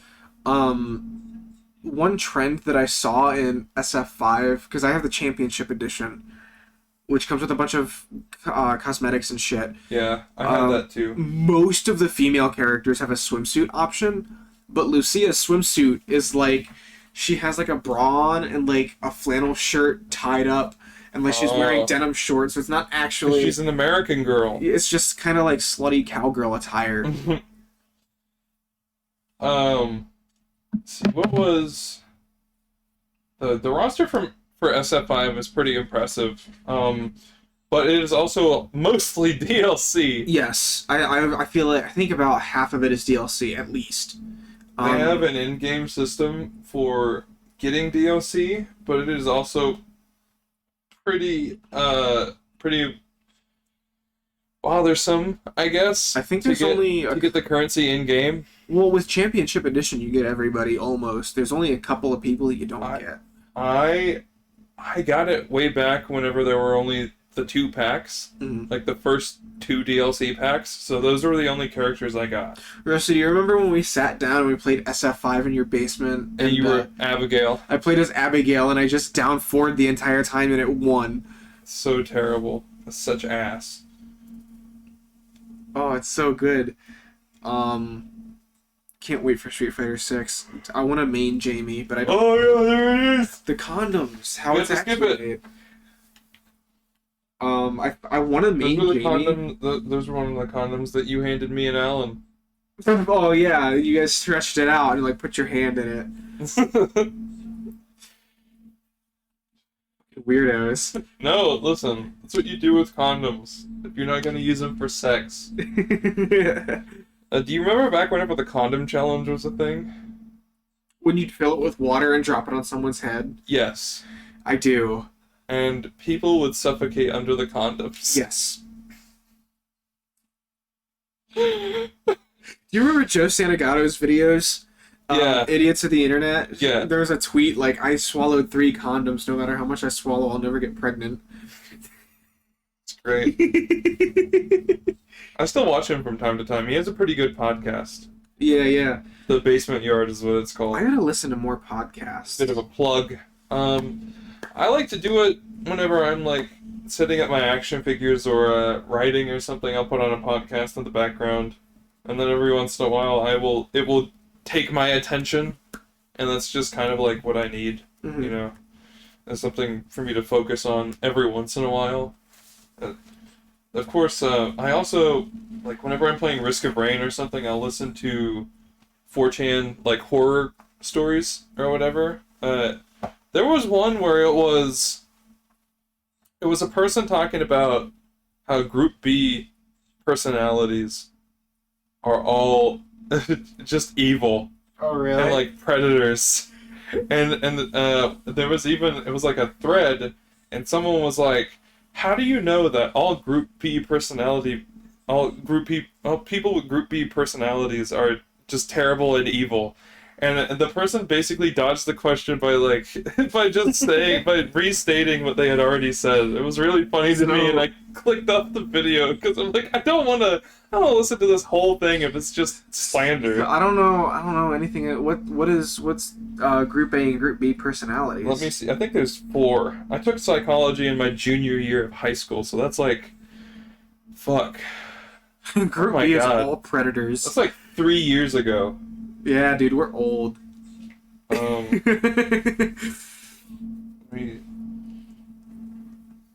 say that to one of my managers at GameStop, and they'll be like, "Shut the fuck up." One of my managers just didn't have kids. And it's like, God, I'd kill myself if I had kids. Um, And I'm like, why, man? I would love to pass on my superior genes. Maybe that's my ego talking, but A, B, C, and D. Those are the personality types. And I will read to you what they are. I was gonna say, what do they entail? Type A, the director. Goal-oriented, risk-taking, good under stress. Type B, the socializer. Relationship-oriented, outgoing, enthusiastic. Type C, detail-oriented, logical, prepared. Type D, the supporter. Task-oriented, stabilizing, cautious. And we took these in we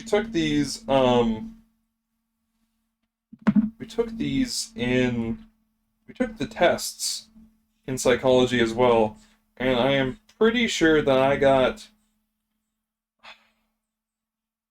it was BC is what I had. Like it was an equal amount of both. Oh, what the fuck is this? I wanted to take a test to find out which personality I was, and the first link that I got was like, we need your first name, last name, business phone, business email. Oh no, fuck this. I ain't paying to take a test to find out what I already think. Oh, drumsticks? Bro, when's the last time you had a drumstick? I found one, Gav. Oh, okay. 4 temperaments.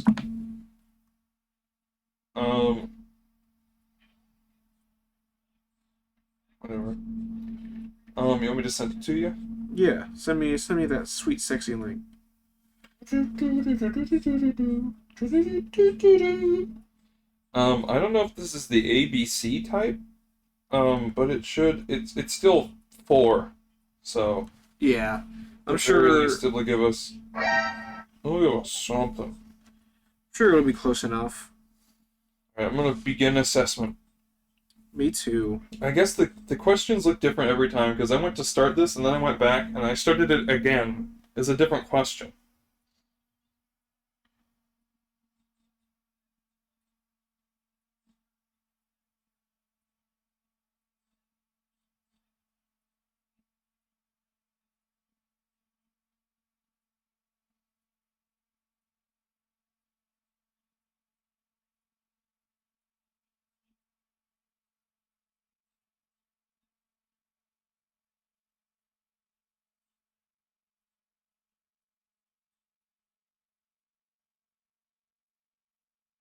I like it when people are scared of me. Yeah, that was one of the questions for me too. That's really I weird. don't like that. I don't want people to be scared of me. Well, yeah, me neither. So I guess we're not assholes. If you'd believe it. Uh, bu- bu- hmm.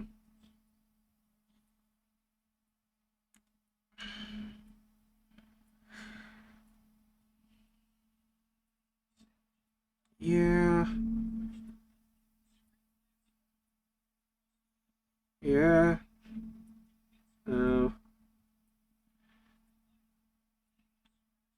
okay. I got it. Before you view your results, would you be willing to answer a few more Hold research on, I'm not done. questions? Okay. Do you want to answer more questions after this, or do you want to get our results based on the few that we answered already? Well, what do you want to do? Do you want to go in depth? If we do yes, it's going to be another 3 to 6 minutes, so it's up to you. Well, fine, we'll do that. Okay. So I'm going to continue without you. Okay. Oh my goodness. Oh god, I don't know what this shit is. We are interested in your perception of society. Please estimate the following groups from 0% to 100% of the population. What? If you had to guess... It didn't give me the prompt for that. Did you select yes to continue? Yeah, it just gave me my results. What? Okay. I'm gonna say 60, live alone, household income over 500, we'll say 40 are transgender. Ah, shit, that's really hard. I don't keep up with that at all. I mean, I'm just guessing these, so... Are Native American? What is the question? Is it asking you to guess what the, like, different minorities are? No, we are interested in your perception of society. Please estimate the following groups from 0% to 100% of the population. If you had to guess, what percentage of American adults live alone, have a household income of over 500,000, are transgender, are Native American, are white, Christian, own a car, Catholic, live in California, have flown on a plane. What the fuck? That's really weird. Yeah, eat shit. What's your age? I guess that. Do you live in the U.S.? I do. What is my gender? I am a male. Can we use the answers you've just given for research? No, because I did not give a shit. Alright, you ate your results? Yeah, Alright, I am sanguine. that's really weird. Choleric, melancholic, and phlegmatic are all 14 for me. I am sanguine and phlegmatic. Sanguine is a 10 for me. They're both 16. Oh, my temperament is phlegmatic. Fundamentally relaxed and quiet, ranging from warmly attentive to lazily sluggish. That doesn't sound like me. You're wrong. You don't know me.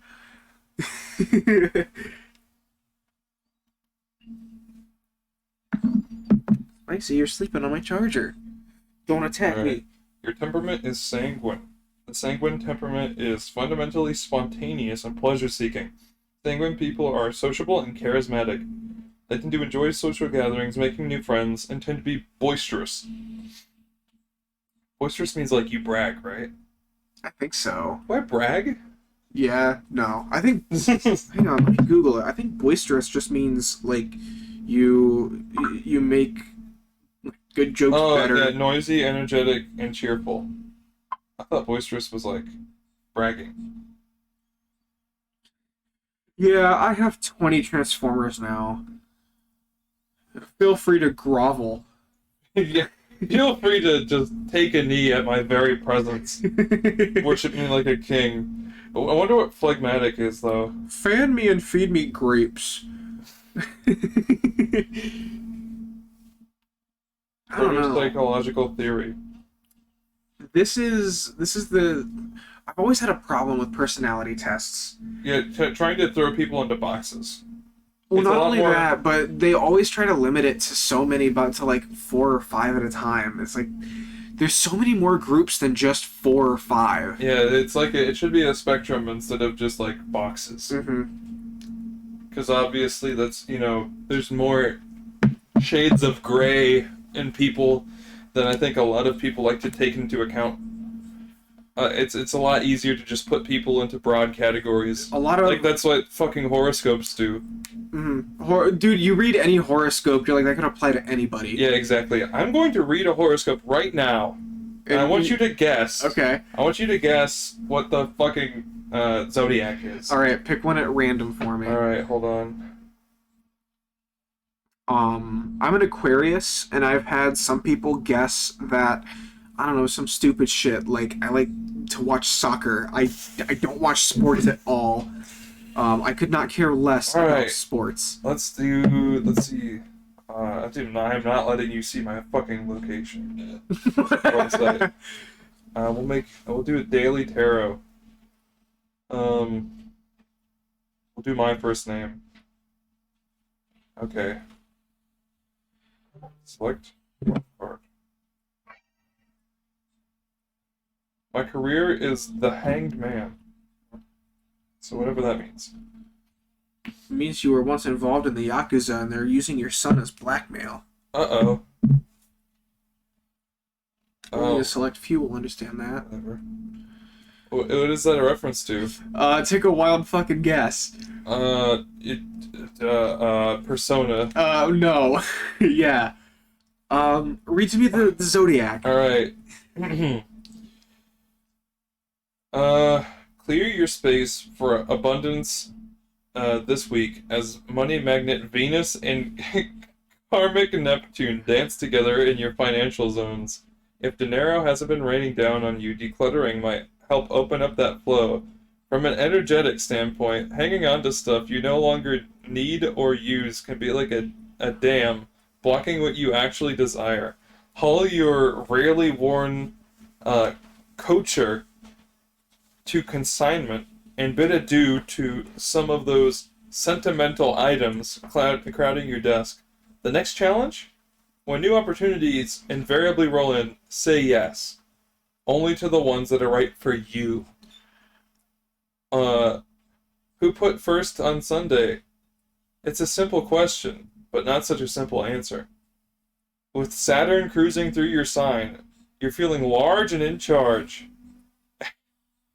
And are finally able to take the time to care for those personal agenda items you never get around to. During a clash from rebellious Mars, someone in your inner circle could make demands on your time. Find a happy balance, and don't get guilted into anything you're not up for. All right, take a wild guess. What zodiac sign? Is it Taurus? No. Oh, we'll give you 3 guesses. Sagittarius. No. All right. Leo. No. That was your sign. It was It Aquarius. was Aquarius? Which I also chose at random. Really? Yeah. See, it doesn't make sense. My brain just said Aquarius. I was like, you said pick a sign, and my brain said Aquarius, and you're like, I'm an Aquarius. It's like, whatever, I already picked it. Yeah, no, see... The first one was, like, way too complicated. It had me put in my name and select 3 tarot cards. That's Like, just gonna bro! show you. It's all bullshit. Yes, exactly. See? Let's see what supposedly the different personality traits are for the different zodiacs. Do Aquarius first. I'll tell them how wrong they are. Let me see with personality types. Zodiac's personality types. Alright. I will read you a description and give me a wild guess what you think the sign is. If there's someone who knows how to light up a room, it's a insert sign here. Despite sometimes appearing to be vain or ego-driven, like their different counterparts, insert sign here's are actually very generous and emotionally supportive toward their loved ones. In fact, these gregarious types may be comfortable in the spotlight, but they also know when to step back and let others take a lead. The balanced insert sign here loves seeing others succeed. Gemini? No. Libra? No. I don't know, dude. It's Leo. That's Leo? That's Leo. This is stupid. Let me look at mine. Well, let's look at yours first. Okay. So, Aquarius. Where is this? Where do you fuck? You fucking son of a bitch faggot. Where are you? Wait, I said it. I said the bad word. I'm sorry. Well, it's I'm okay. gay. Yeah, it's okay. We're a little fruity. Independent and free-spirited, Aquarius personalities seem to be closest to the INTP types. Like INTPs, so this is a different personality thing, or it's whatever. The acronym doesn't matter. Yeah. Like INTPs, Aquariuses are deep thinkers who show non-traditional inclinations. Okay.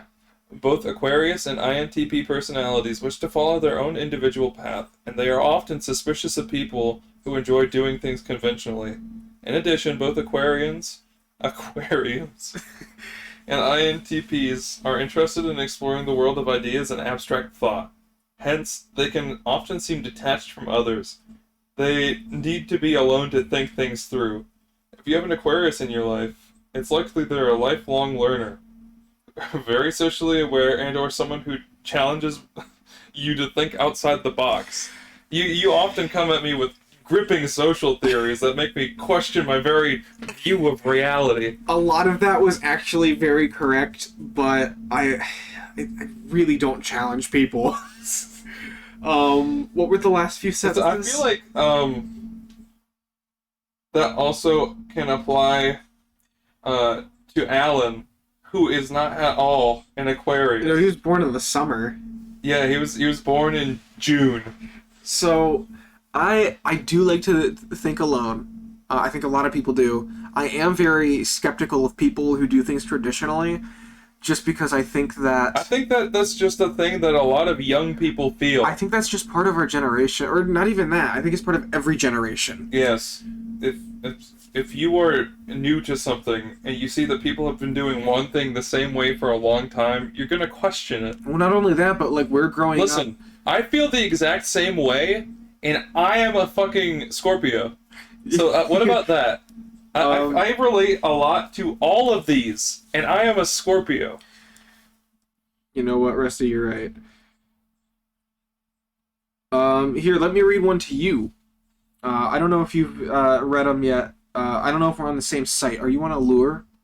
I'm on Truity. Okay, I'm on Allure.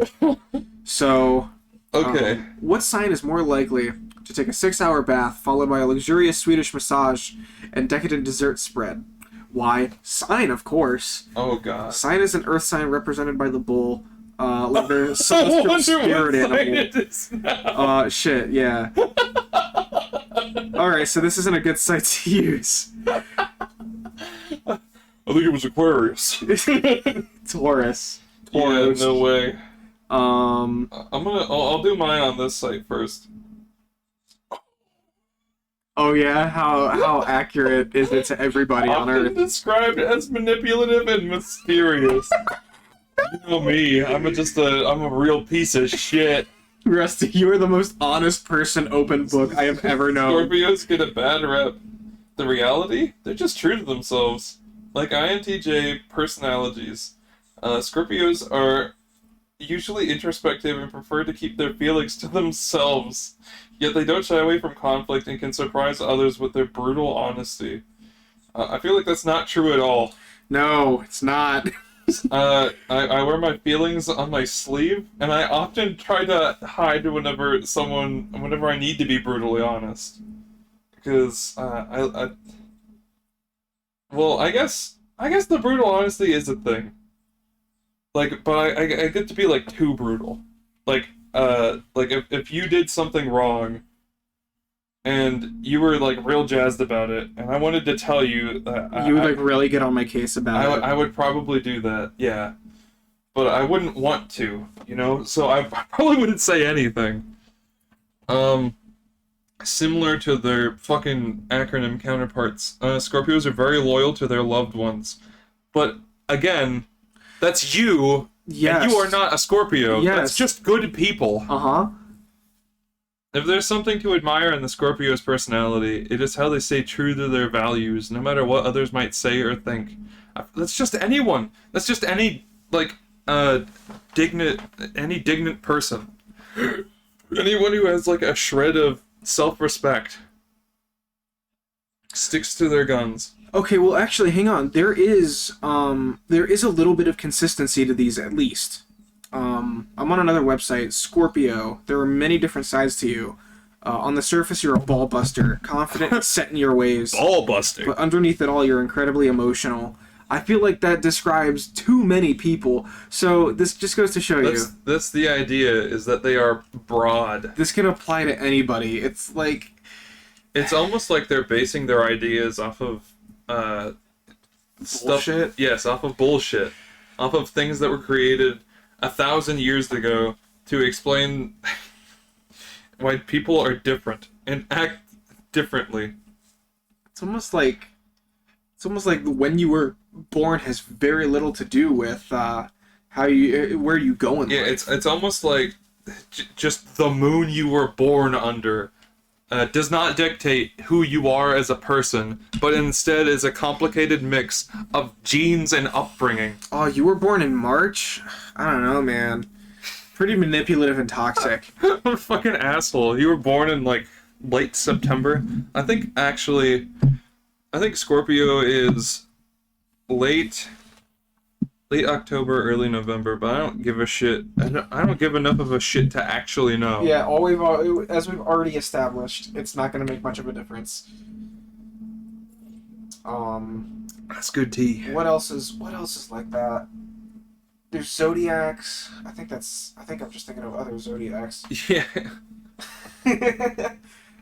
If you live in the year fucking 2022 and you take zodiacs seriously, not just as a hobby or anything, you need to reevaluate your fucking life choices. All right, so Rusty, you know that I downloaded Tinder and I had it for like a week. Yeah. I had it for a week just to get it You didn't cemented. get any matches, right? I did not. All right.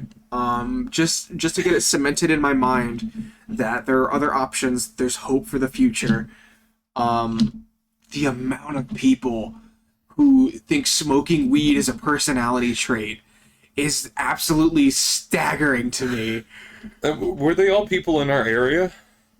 Within 50 miles. Wow. Jesus. And weed isn't like fully legalized in our state. I don't think it's like medically legalized. I think it's medical. I don't think it's recreationally. I think there's ways to finagle it, but I don't. I think know it's really full- easy to get a fucking license. Yeah, To get the card that you need to be like, yeah, I'm good. but there was But a lot of on weed. On a technicality, it is not recreationally legal. There was a lot of weed. There was a lot of zodiacs. That is also not to say that I have a problem with it. But I'm just saying, that's probably not something you should just put out there for all to hear. Another thing, another trend that I noticed amongst young women is that they'll call themselves dog moms, which is just a fucking pet owner. Yeah, right? You don't say cat mom, do you?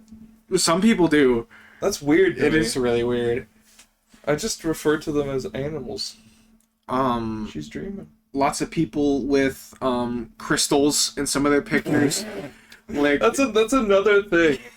Bro, how do you believe in crystals in the year 2022? so some rocks do give off energies, but it's typically things like uranium. Yeah, exactly. It's typically shit that will fucking kill you if you're Yeah. around it for too long. Yeah. It'll seriously fuck you up. It's nothing like, oh, this quartz, it's like you have to put energy into it for it to give off energy. It's like the JO crystals. It's fucking stupid. I have a chunk of amethyst in I my think that room. rocks are really neat to look at, and I think that if you believe that this rock is giving you an energy, I think you're fucking wrong. I have a chunk of amethyst in my room only because it's my birthstone, which is a whole other set of shenanigans. Bro, who decides that? What organization? Let me see. There's a fucking story behind Who this. determines birthstones? W.P. Shelton Jewelers. In 1912, the National Association of Jewelers of America, defined the modern list of birthstones. Since then, in 2002, an announcement came out by the American Gem Trade that tanzanite was added as a birthstone for December. What? But They retconned a birthstone? Why? Why in this year? Why do they? So, are there certain characteristics of the stones that How line did they up? decide birthstones? There's just I have so many In questions. some sources, such as 1st century Roman Jewish historian Josephus, tell us birthstones originated on the breastplate of Aaron. Who is Aaron? Oh, hold on. The 12 months of the year and accruing 12 signs of the zodiac. Others say the breastplate stone signified each of the 12 tribes of Israel. So it's like a biblical thing, I guess? How were the birthstones chosen for each month? Let me fucking read this. Fuck, I have a tangle. Alright.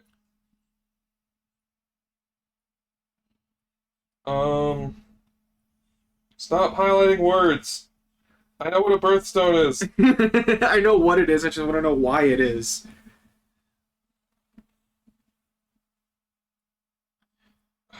I feel like this kind of ties in with the zodiac thing, because it's like you associate certain ones with certain traits. Let me see what mine is. So mine is opal. It represents faithfulness and confidence. I'm very faithful, I go to church and I say, look at me, I'm gay. This is this is bullshit. I am not faithful. I want to see what amethyst represents, because that's my birthstone. I love amethyst. The little purple sparkly rocks. No, stop telling me fucking birthstone. Stop highlighting birthstone. There are other words on the page that I want to see. Peace, stability, calm.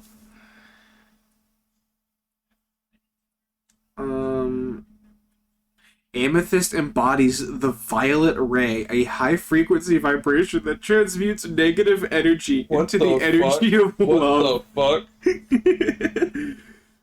Calming, peace, addictions. What? Are birthstones only an American thing? So I guess amethyst is crack cocaine too. It turns out birthstones are both an American invention and an ancient tradition. That doesn't really. Wow.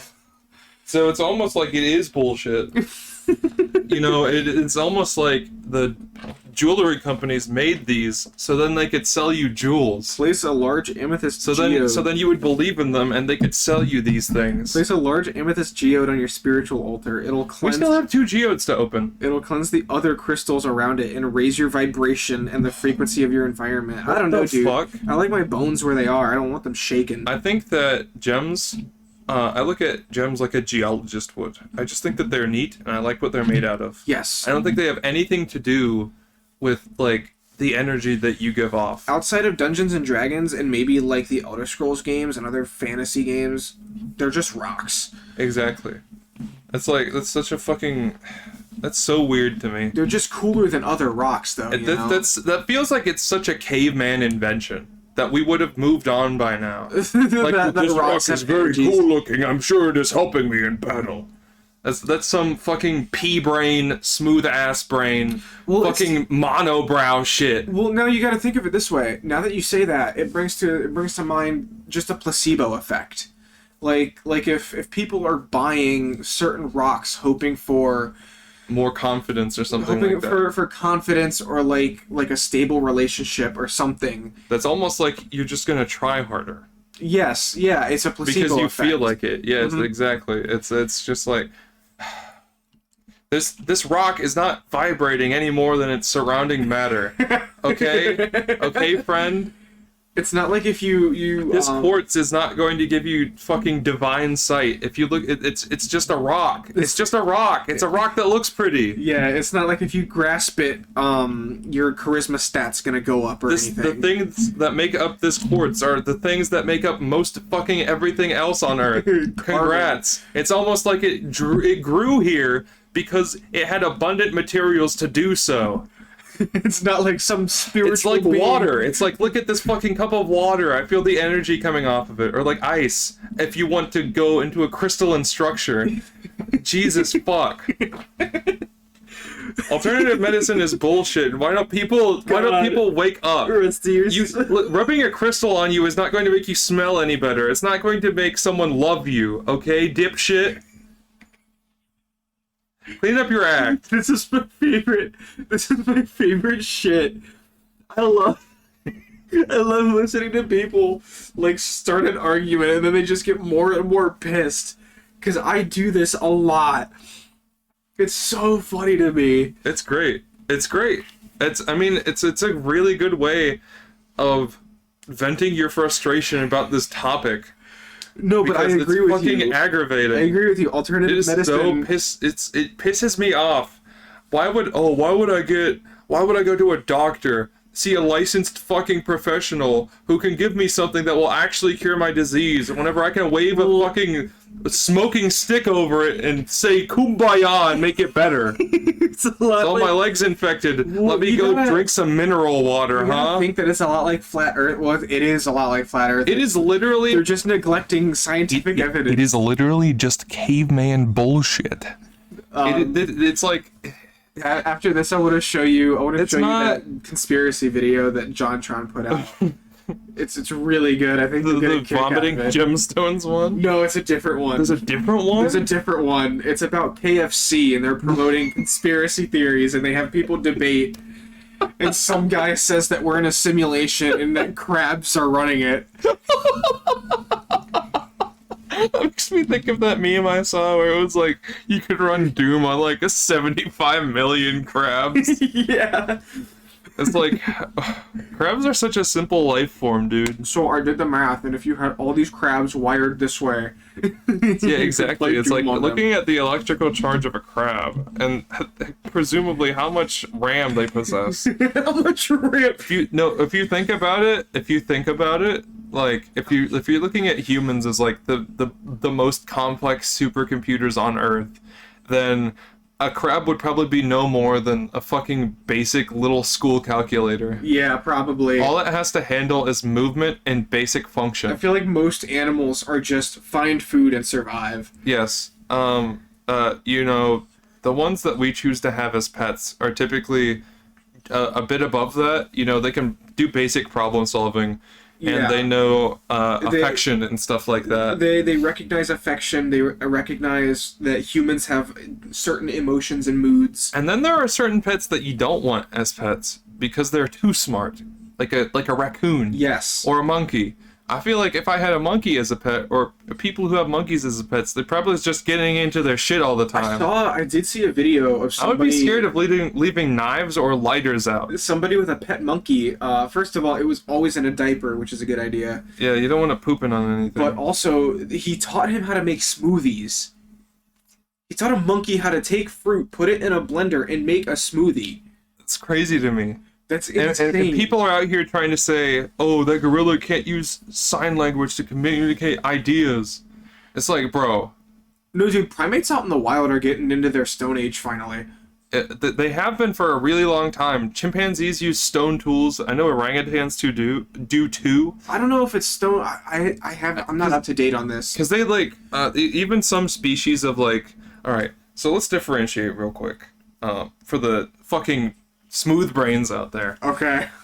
So Very a aggressive. monkeys have tails, Yes. and they are called New World monkeys. Mhm. And Old World Old World primates are like the great apes, and they don't have any tails. Mhm. So whenever I say monkey, in the serious context, Mhm. I mean the ones with tails. Yeah, the little dudes with tails. Because by and large, the great apes are more intelligent than the other sort of species, Oh, the it's other a mirror. variations. It's a what? It's a mirror. I always wondered how mirrors were made. Yeah. Oh my god, I thought the reflection was the man. And because at first it was just two people in shot, and then I was like, oh, that's a reflection. Which goes into the monkey thing. If you so I know chimpanzees are able to detect their own reflections. But it's not they don't baseline know it though. They just recognize it as another monkey. Yes, at first. So whenever they make eye contact with their reflection, they go fucking bananas. No pun intended.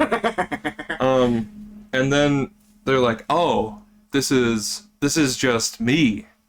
It's doing what I'm doing."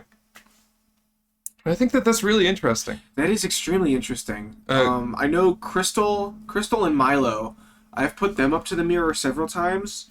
Milo has no interest in it anymore. But Crystal would sometimes try to sniff herself in the mirror. Lucy would bark. Yeah, I know, because dogs are stupid. Yes. No offense, dogs.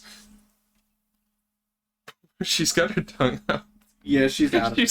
She's sleeping. My dog Lucy is sleeping really hard right now, and she's got her little tongue out. That's how dogs cool off. But it's already like 60 degrees in here. Yeah, and she's conked. I think that's really funny. Oh, not anymore. How you doing? She's getting up. I think it's scary that monkeys do have the potential to... Well, I guess all animals do. All animals have the potential to have like a set routine and learn certain tasks. It's Like- just some catch on better than others. Well, I know there was a Muslim family that owned a cat, and every day at a certain time. They would go into a room of their house and they would kneel on their mats or however they do it. I'm not very. yeah, and then you They would pray towards Mecca. they would pray. And their cat eventually caught on to this, so they got a small mat for their cat, and the Oh, cat would join in on the prayers every day. oh, that's so sweet. That's adorable. Yeah. I think that's really neat. teaching an animal to do something. Where I draw the line at bullshit is whenever people set mats out and they have like the buttons that make noises. That's a little weird to me. I don't think that that's an accurate thing. I don't think that the cat is intelligent enough to portray what it's saying. I think it knows that there's going to be a reward, or that at the very least you're going to be giving it attention. Mm. But whenever you could argue maybe a similar thing for primates, but they taught a female gorilla, I think her name was Coco or something. They taught her sign language. Mm-hmm. And maybe for the first little bit, it was that reward thing. But whenever you get into in-depth sign language, there is no way that it would be able to remember such a chain of commands to make a coherent sentence that would also be rewarded. You know? It would be like gibberish. Uh-huh. What are you freaking out about? Some new Street Fighter characters are confirmed. Okay. Kimberly, the spunky new ninja. And Jury is coming back. Fuck. I'm scrolling through Twitter while Rusty goes on about all Monkeys. that. Yeah, monkeys and learning, and how scary it is that one day we may be rivaled in our intelligence. Well, I mean, yeah, I guess we haven't, to our knowledge, we haven't faced any new competitors. Like, no new branch of humanity has evolved that was better than us or anything, to our knowledge. Yeah. It's mostly been like, we are the new kids on the block. Which I think feels kind of weird that there wasn't maybe some deviation somewhere along the way. Oh, she's a grappler. Jury? No, Kimberly. What does Kimberly look like? Not like a ninja, let me tell you that much. Was that on the leaked list? No, this is on the official Capcom Twitter. No, I'm trying to see if it was. Oh, yeah. So I can see how valid that list is. Oh, dude, her super is hype It's as right hell. there. Kimberly, you said. Yes. Is she black? Yes. Alright, she has cool hair. She has a few braids. She looked like this, basically. Yes, that is exactly her. Great. So there is some validity to the leaked roster. Is this one of the characters we found out previously existed, or what? I don't know. I don't And- remember. This is what Jury looks like? I haven't seen Jury yet. I'm gonna go through and You're a little fart baby. I want to rewatch Kimberly's a few times and pick up on some details. Okay. But do you think once monkeys get advanced enough to actually create like primitive functioning societies, do you think America, specifically America, We'll go to war with monkeys. either go to war with monkeys or try to impede their progress or something? I feel like that's too far away a little bit for America to be like, all right, we're gonna put our foot down here. But America's MO is interfering with shit that they don't need to. Yeah. So I don't know. If America saw the state that America was in, America would intervene. That's a terrific way of putting it. If America was an outside force and saw what America was up to, they would definitely change it. I think that's really funny. There would be a lot more political assassinations, let me tell you. Yeah. If there was another nation that would try to interfere with America as much as America interferes with other nations. Do you think nobody interferes with America because they're like, shit, that's America. They won both world wars. Yeah, exactly. I think that America has dangerous dipshit energy, Yeah. like a child with a gun. Child with a gun. Like, they don't really know how to use the gun, but like they can fuck you up with it. Yeah, they're like, It's still a gun. I would say it's like a 12-year-old child Yeah, a child who kind of still knows what's going on. who but has a not vague fully. awareness, who is aware of their power, but that is not aware enough to be responsible with it. Yeah, that sounds right. It's like, I'm strong, yeah, but I'm also stupid. Dude, we gotta like actually do some research. Like we gotta go in depth and look into conspiracies on our own, and then come to the podcast with like a three sheet worldview. essay of like, yeah, this is what they do for this is what flat earthers really believe. This is why they believe it, and this is how they Just reach do their some conclusions. research. Yeah, like actually get invested in it. And That sounds like it might be interesting, actually. and then we do a podcast of like what we found instead of just like Oh, these guys are dumb idiots. Dumb yeah, idiot butt babies. instead of like, oh, well, hollow Earth theory. Like, no, the Earth can't be hollow. We have to pick some conspiracy theories that we actually think are interesting, though. Yes. I'm gonna do that like right now. No. Oh, all right. How long- And I mean, not the research, but Oh. like the choosing of research topics. It's been 2 hours. I think. This Holy might be, shit! I think this might be our longest podcast yet. Well, I mean, we've had some good conversation, especially I would say towards like this latter half. Yeah, I mean, if you want to keep going, we absolutely can. They're meant to be long Form, formats. yeah. Oh my god! We kind of strayed away from the material girl part, but I mean, who cares? It's That's what fine. podcasts are for. Literally, the title is just a suggestion. Yeah. We talk about this one thing Yeah, in we the started episode there, somewhere. and it leads to this. So I feel like that's definitely how podcasts should go. The first couple episodes were more bit focused, and I don't have a problem with that really, but it's hard to maintain. We've definitely gotten more into the groove of just Going with it. following a flow of conversation Yeah. naturally. I think that's really where podcasts shine, because I like to hear the chemistry between people, and I like to hear the different viewpoints that people have. Would it be? Yes, I'm not gonna. I was gonna say 9/11 conspiracies, but I feel like that's still.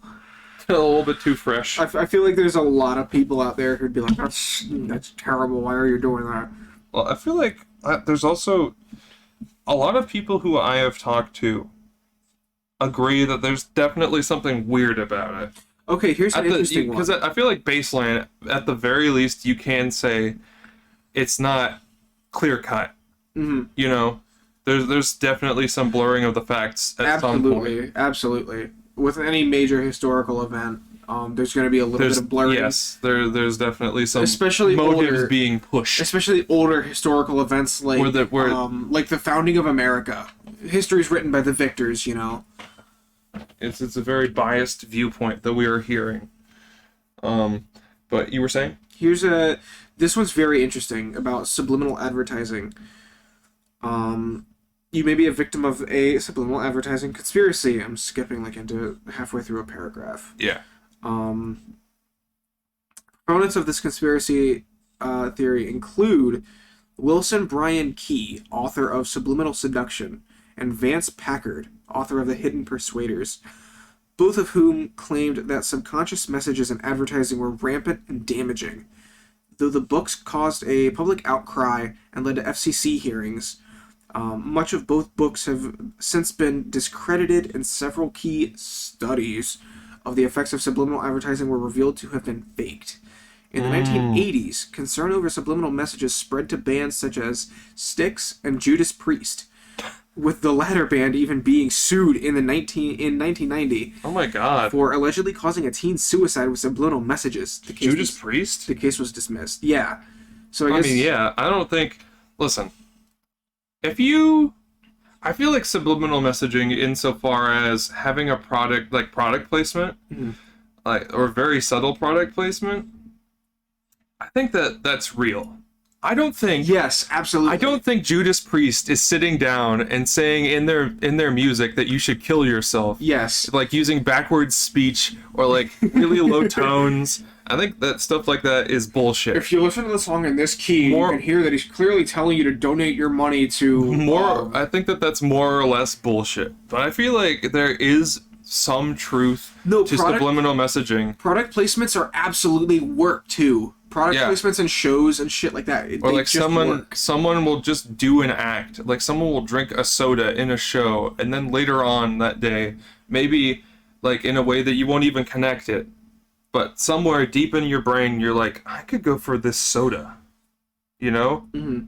Like that's just how that works. Because you see this thing as an option. Your brain makes it's a shorter leap. So, okay, let's say this. Okay. So you're watching a show and someone drinks a Coke. Yes. Right? Later on in the day, you're probably more likely, like whenever you get thirsty, to just go buy a Coke. You know, even though a Pepsi is just right there, and it's basically the same thing, I would say that you're probably more likely to buy a Coke just because, it's a shorter leap in logic. Maybe. I feel like if you did a study, more people would buy the Coke. So, Maybe not a huge amount more, within but this within the same article, there is no inherent benefit of subliminal advertising over regular advertising, any more than there would be in seeing a flash of a commercial instead of a full 20 seconds. Is this like Snopes? Getting a person to see something for a split second is easy. Filmmakers do it all the time. Like Fight Club, where there's the flashes of Tyler. Figment Tyler, yeah. Getting a person to buy or do something based entirely on that split second is another matter entirely. So, subliminal messages, product placement, they all work, but shit like Pokemon praises Satan, that's absolutely stupid. Because they have evolution. Evolution is against God. It's not evolution, it's metamorphosis. Yeah, but they call it evolution. Well, it's wrong. Tell the Game Freak. I'm not disagreeing with you. I'm just saying that's what they call it. I also think that releasing a game every year is terrible, but does Game Freak listen? No. Does Activision listen? No. But they're going to this year. The Protocols of the Elders of Zion? What the fuck? That is Scientology. No, that's Xenu. I'm sorry. Zion is The Protocols Christianity. of the Learned Elders of Zion is a hoaxed anti-Semitic book that purported to reveal a Jewish conspiracy to achieve world domination. It first appeared in Russia in 1905 and described how Christians' morality, finances, and health would be targeted by a small group of powerful Jews. The anti-Semitic idea is here... This sounds like the foundation for Nazism. The anti-Semitic idea that there is a Jewish conspiracy is nothing new, of course. It has been repeated by many prominent people. Okay, I would say... including Henry Ford and Mel Gibson. Yeah, Mel Gibson is anti-Semitic. I will say... I was gonna ask why there are so many fucking anti-Semitic conspiracies, and then I remembered Judaism is one of the oldest religions that currently exist. In 1920, Henry Ford paid to have 500,000 copies of the book published, and in the 1930s, it's almost like these books are made to target a certain group of people into believing them. The book was used by the Nazis as justification for its genocide. See, you're targeting a very niche audience who is very firm in their beliefs, and so they're gonna spread it more to try and get more people to believe this dumb thing. It's literally no different than the fad diets of today. Like the keto diet or something like that, or the fucking paleo diet, where it's like there is no proven it's just something that you believe will work. Okay, so I haven't tried to go on a diet myself, mainly because I'm a little bit chunky. I'm fine with that. I like having a little bit of insulation, but I've heard from several sources that any diet can work. As long as you devote yourself to the diet and not just do a week of it. Is that you? That was my phone. You got Snapchat? I got my new phone. That's right. So Snapchat works now? Yeah, I got my new phone. All my apps work as they should. Great. But any diet will work as long as you devote enough time to it. Any diet meant to make you lose weight? Yes. I don't know. I feel like even then, some diets are still bullshit. Yes. I found a website, 6 Wild U.S. Government Conspiracy Theories Explained. Guess what number 1 is? What? The U.S. helped Hitler escape Germany. I don't know about help. I don't think that Hitler... I feel like it's a safe bet to say Hitler did kill himself in that bunker. The United States... What use for Hitler? Okay, maybe the Nazis... This is real. There are documents that show that we did take some Nazi scientists, But why would we take Hitler? Yes. What does Hitler bring to the table that we don't already have? The United States emerged from World War II a completely changed nation. The war effectively ended the Great Depression and ballooned in the size of the federal government in ways the American people had never seen. The U.S. suddenly went from a third-rate power to a global superpower. I don't know about third-rate. Global bodies such as the International Monetary Fund, World Bank, and the United Nations were created. Almost as soon as the war ended, Americans were ready to believe the Soviet disinformation that it wasn't Hitler's body found outside a Berlin bunker, but that of a body double. American newspapers repeated the assertion made by Soviet Marshal Imagine, Georgy. Is it Grigory? Or is it Georgie? It's Georgy. Yep, that's Georgie. Add in the very real operation to bring hundreds of former Nazi scientists and technicians to the U.S. codenamed Paperclip, and it doesn't take long to see how a skeptical public could believe Hitler's survival was engineered by U.S. intelligence. Can we talk for a moment about how the moment U.S. had enough power to do deceptive, greasy shit, They abused it? They immediately went for that. That's so fucked up. Yeah, it's insane. That is terrible. Power corrupts, absolutely. Yes, that is true. Especially since if it's given in such a short amount of time. Fluoride in water is a communist plot. All right. We're not.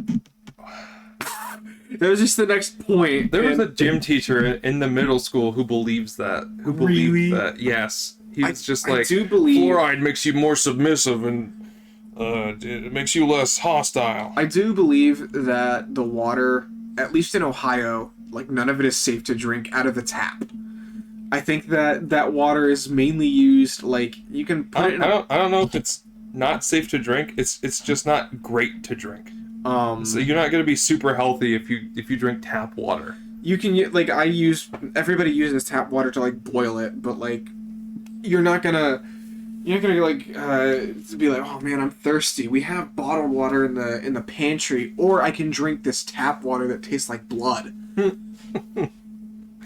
We also have a filter for our water, so we just fill in those 5-gallon jugs, and we put them on the water machine. It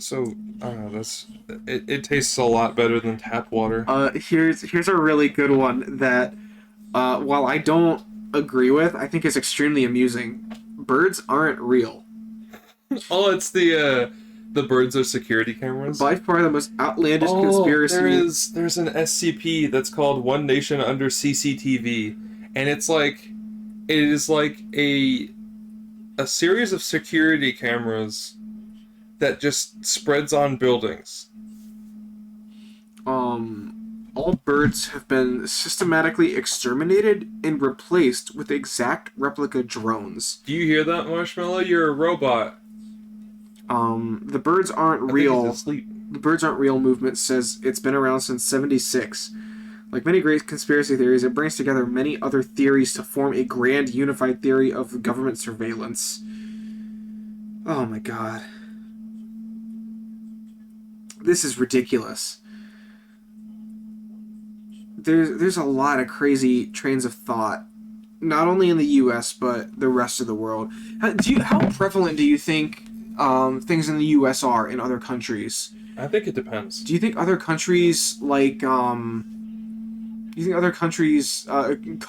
gemstones as if it's going to cure terminal illnesses?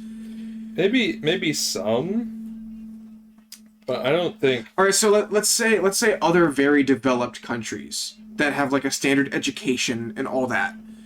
Well, there's always your group of weirdos who are going to believe in alternative medicine and stuff. But is it as severe as it is here in America? I think it's just that America is so populated that it is more prevalent. I guess that makes sense. Because, there are 380 million Americans. We are the third, I'm pretty sure we're the third most populous nation on Earth.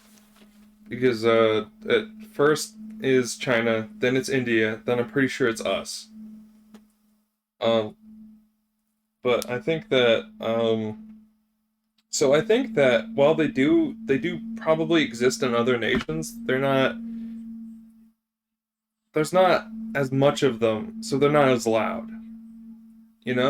Yeah. So you could throw a stone here in the States and hit someone who believes rocks and crystals. But they're not. I would say that the percentage is probably the same, but it's just, that there are more. There are actually more. Okay. All right. That makes sense. What to was me. the number I was looking for? There we go. SCP 2884. That's the one? Yes. One nation under CCTV.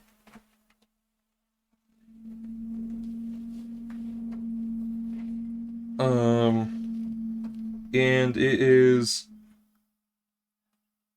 Let me see. Hold on. I think it's based off of an art piece by a street artist called Banksy. SCP-2884 is a phenomenon afflicting developed areas within the United Kingdom. It exhibits no identifiable pattern in the location or rate of its manifestation, other than increased probability of manifestation in areas with relatively high crime rates. 2884-1 are CCTV cameras, which appear in areas affected by 2884. These instances appear only in locations outside of the view of pre-existing video surveillance equipment, often in excessive number, proximity, and seemingly illogical configurations. So there'll be like 7 of them, all pointed in vastly different directions, in just one spot. Nice. That's really funny. I also like the detail that it's always out of other surveillance equipment But yeah, field of view. the idea is that it would, the idea of manic security. Yeah. That you have to visibly see everything, so then nothing is a threat. Well, I like the idea that 2 of them spawn right next to each other and they're looking into each other's lenses. Yeah, exactly. It's just a programmed thing to happen every once in a while, and there's no rhyme or reason to it. But there's also entities attached to the cameras. Some of them, I'm pretty sure, are birds. There's some of them are humanoids. Ew. Mordecai? No, not the birds. They're like intertwined, I guess, with the cameras. Ugh. They'll show up. Birds are the cameras. The birds are, yes. I feel like this has been. I feel like this might be a good place to stop. Yeah. We've hit all the main things. We had some celebrity rumors. We were material girls. Some conspiracies, which is becoming a trend. Not that I'm against it. Yeah, not that I'm complaining. I tell you what, I love conspiracy theories. For entertainment value. For entertainment value. And sometimes, it'll give you something to look at in a different light. All right. But most of the time, it's just crazy nonsense. Thank you guys for hanging out for a 2.5-hour podcast. Holy shit. Yeah, dude. This is a feature-length movie. This podcast is longer than it would take to watch Thor: Love and Thunder. This is longer than is it longer than Infinity War? No. Infinity War 3 hours? No, that was Endgame. How long is it? Hey, Google. Hey, Google. You bitch. How long is Avengers Infinity War? I can search the web for that. Just tap the search chip below. You bitch, how long? How long is Avengers Infinity War? The running time of Avengers Infinity War is 2 hours and 29 Yep, minutes. we've surpassed Infinity War. Look at us. by about Look 8 at minutes. us. Damn, living in the big leagues now, baby. Yeah, if only we could make the same box office as Infinity War. Let me tell you. Whew. I would spend all of that money on obnoxious things. Stay out of our cellar. And stay away from my jelly.